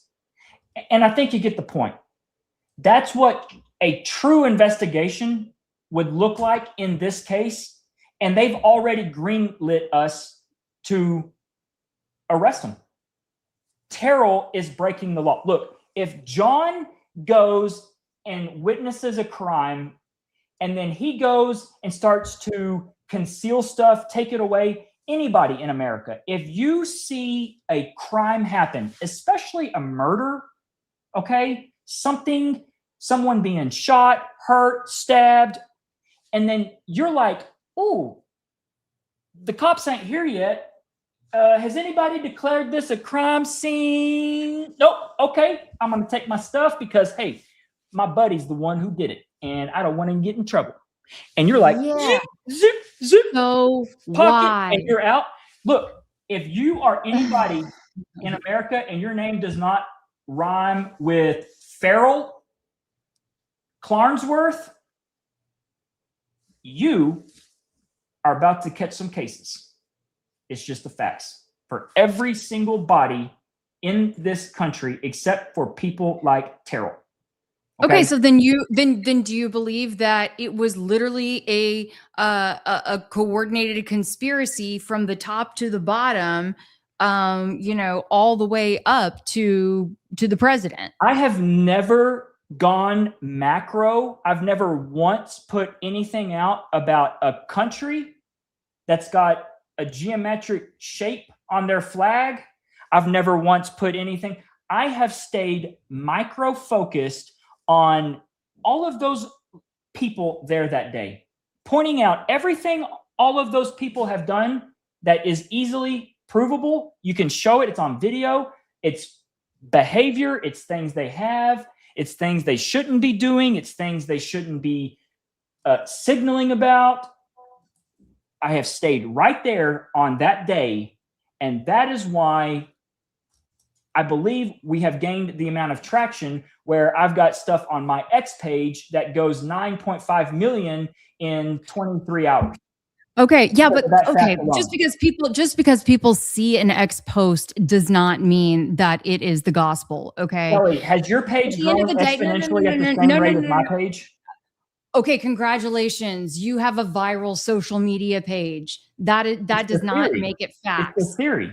Okay. It's the theory. It's the content. Oh my God. Okay, we're getting so far off base. At the end of the day, the fact is, if President Trump, okay, knew or believed that it was something else, right, other than Tyler Robinson, which we all believe that it is something other than Tyler Robinson, right, then he would do something, because he said that, like, oh, he and Charlie were so close, right? He was like his son.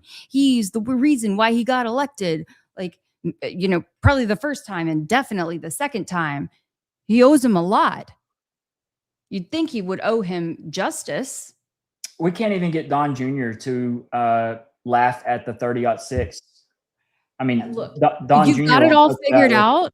You've got it all figured out. Don Jr. comes down here and hunts all the time, Champion Ranch. I know Don Jr. is one hell of a shot, sportsman. I mean, like, they know. You've They got know. it all figured out. That's They all. know. You've got it all figured out. Like, Who? it sounds like you have it all figured out. Nah. Let's see here. Truth. Oh man, Truth must have hit a lick on his allowance this month. Damn. John, what 2-minute rant did you just go on? I've never stated any of that. The argument is for you to recreate your theory that you've rolled with since September. Pack a few grams of Petin into a Rode wireless mic. All right, let me go on Amazon, pick that up for you, and Let's let Truth do it. I think Truth's a Fed, actually. Truth, call your people and deliver it, or take it Don't to be a rude to lawyer's Truth. office, or I don't know. Don't be but rude to Truth. Truth is putting in a lot of time. Come on now. He has, but like, where do you buy it, John? Is there a way to buy this stuff?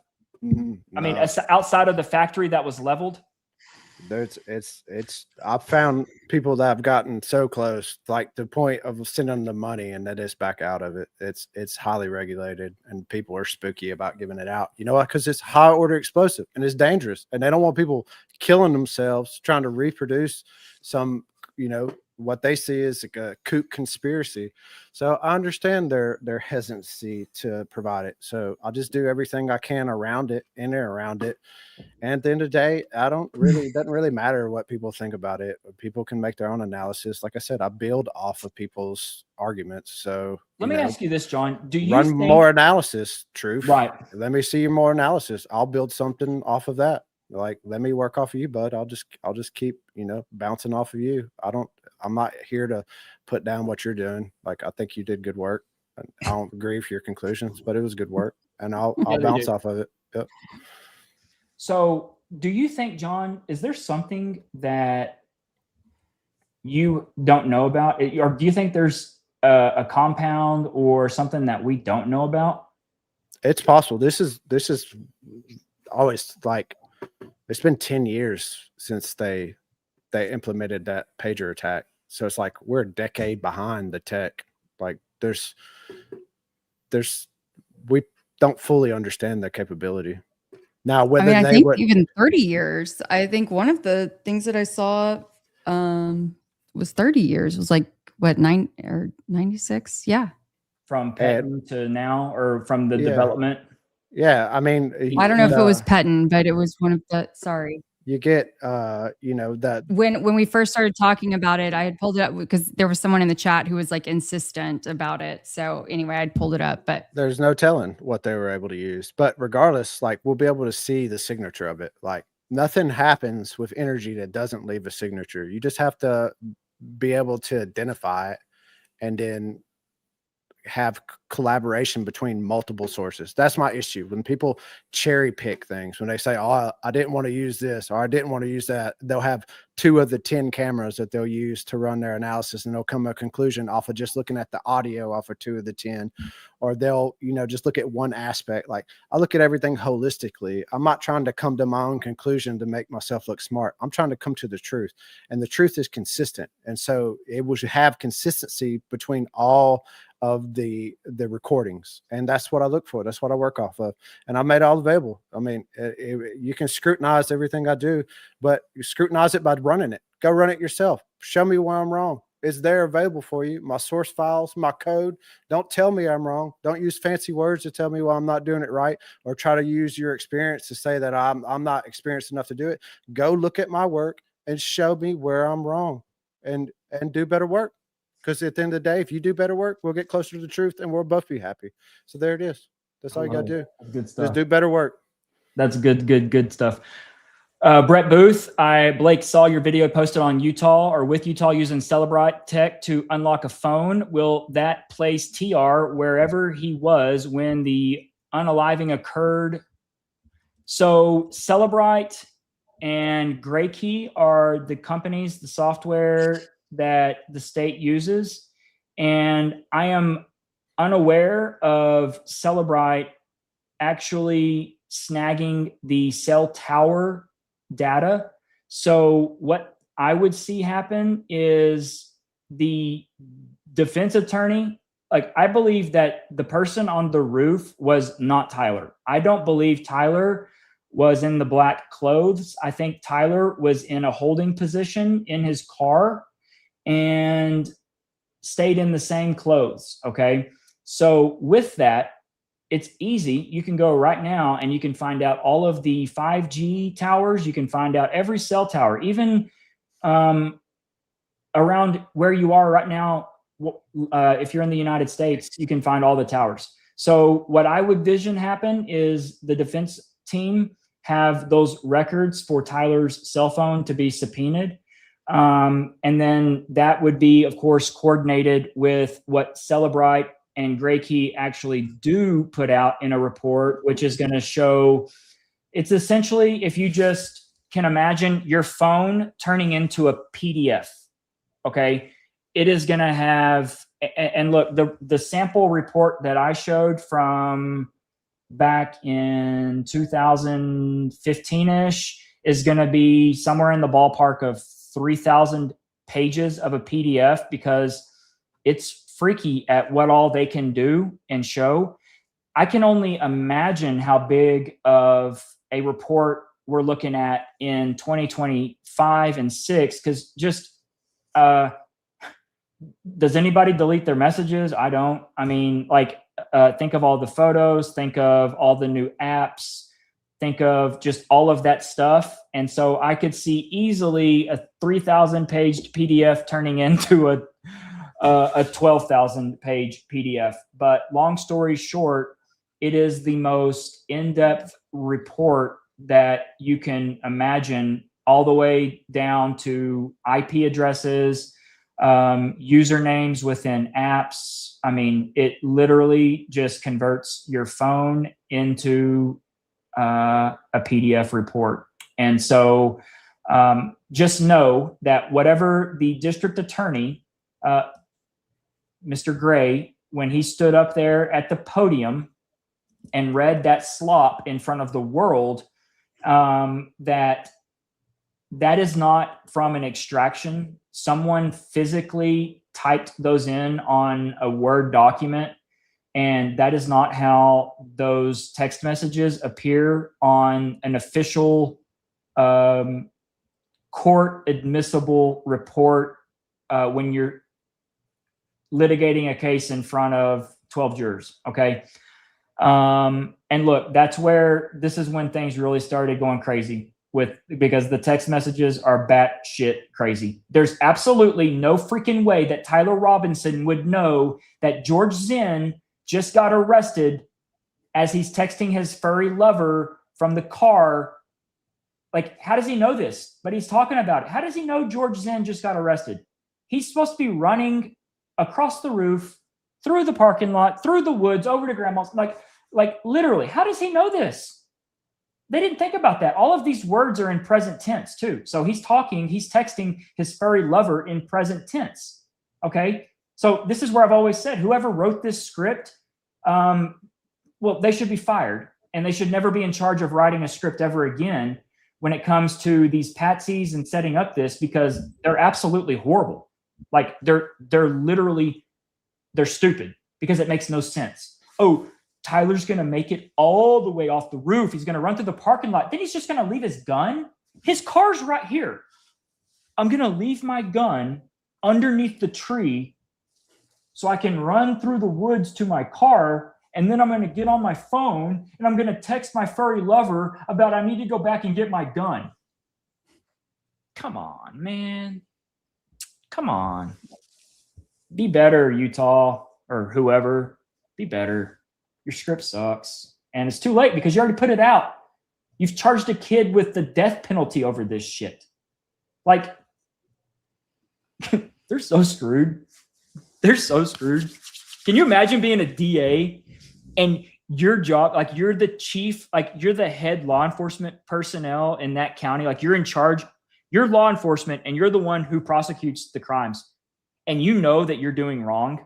How do you get up in the morning and look at yourself in the mirror when you know all of this shit? How do you do it? How do you do it? It's crazy. I don't understand it. That's why I have a problem. This is So messed up. All right. Last words. I've had so much fun. This has been great. Kelly, are you okay? I'm good. I was just trying to find. We can talk this out. No, I was just finally trying to put my poll up that I'd promised people to do a long time ago. So I'm sorry, folks, that Are you upset with me?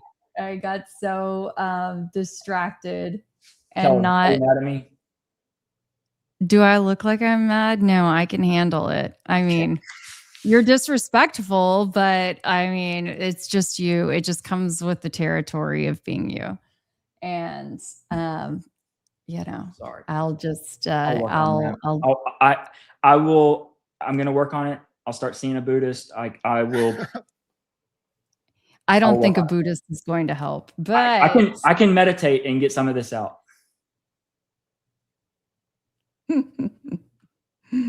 John, anyway.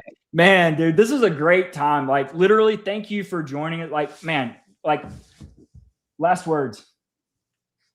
Just keep going, keep calling out. If you don't think I'm right about something, tell me about it. Like, let's just keep pushing forward. If you got an idea, let me chew on it. If I think it's worthwhile, I'll try to back it up. I'll use whatever tools I can muster up. Like, I'm not trying to be right. I'm not trying to be the ambassador to this thing. I'm just trying to find the truth. So, and a kid's life's in danger. Either Charlie's drinking pina colada somewhere or he's lost forever, but he ain't coming back. But Tyler, we can make a difference for him. We can stop this kid from, getting the death penalty, because I think everyone can agree he may have had some guilt in his actions, but he's not the murderer. He's not the shooter. So yeah. It's only the right thing for us to do, to try to exonerate him and save his life. He's just a kid. Everyone makes mistakes. I know I made mistakes when I was young, and I could, nowadays all it takes is you to get on message boards with the wrong people, and they'll convince you to show up at the wrong place, the wrong time, and you find yourself under the weight of the state. And I feel like that's probably very close to what's happened to him. And I feel for him. I have empathy for him. I have empathy for his parents. I pray for him. I hope one day I could give that kid a hug, let him know that, even though I don't know him, I hope that if I was ever wrongly accused for something, somebody would stand up for me and fight for me. So if I do it for anybody, I'd do it for Tyler. He's just a kid. And Charlie, I wasn't a huge Charlie fan, but Charlie was coming around. Like, looking back, he's a father. He's a good father. Like, I have empathy for his kids. Like, there's just, I don't do it for myself. I'm trying to, stay humble and do it for the people that have the most at stake here. And that certainly ain't me. I could leave this tomorrow and it wouldn't make any difference to me. But I feel like, us having these conversations and people pulling up the key details, every bit of it helps. So. Yeah. Well said, man. Definitely. Thank you so much for your expertise, John, for all that you have poured into the investigation. For real, man. Like, you've done just incredible work. I appreciate y'all. I appreciate everyone's viewpoint. Like I said, even the people that, get under my skin sometimes. At the end of the day, like, everyone has good points, and everybody's perspective matters. And we just have to keep civil with each other and keep in pursuit of truth, and something good to come out of this. Yep. Love it. I'm going to leave it here with this last thought. I know the SUV, when Charlie left, had the doors closed. I know it.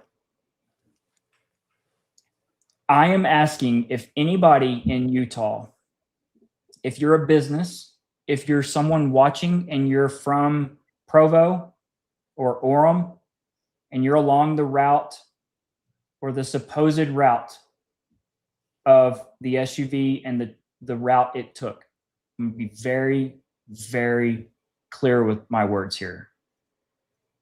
If you have any video of someone trying to escape out of that SUV, that black SUV, please send it in get in touch with me, Keli, somebody, Sam, like somebody. I do not believe that the door, after it's closed, reopens by, say, Brian Harpole on how he described things with one of them hanging out of the vehicle. There are reports of people that spotted someone trying to get out of the car, or what appeared to be them getting out of the car. Okay. If you have any video of this, please release it, because I do not want to think that it was possibly Charlie trying to get out of the SUV. Okay. It doesn't make sense that the door would reopen after it's been shut. And I know it's shut as it's leaving. Okay. So I just want to leave that there, because we don't have any video of this, but there's multiple reports of the door being opened, someone hanging out or trying to get out. Like it appears this way by dispatch and others. Okay. So I just want to leave that there, because it's something very, very unsettling, especially with respect to what the autopsy might show and all of this stuff. So please, if you have it, get in touch with somebody that's on one of these platforms, and we'll go from there. Thank you all for joining. Truly, this is it's a group effort, and I think it's evident that all three of us, and there are others that are just like, we are in this for the long haul. All we care about is truth and justice, and we are going to be relentless. I hope. Thanks for joining. We'll see you all on the next one.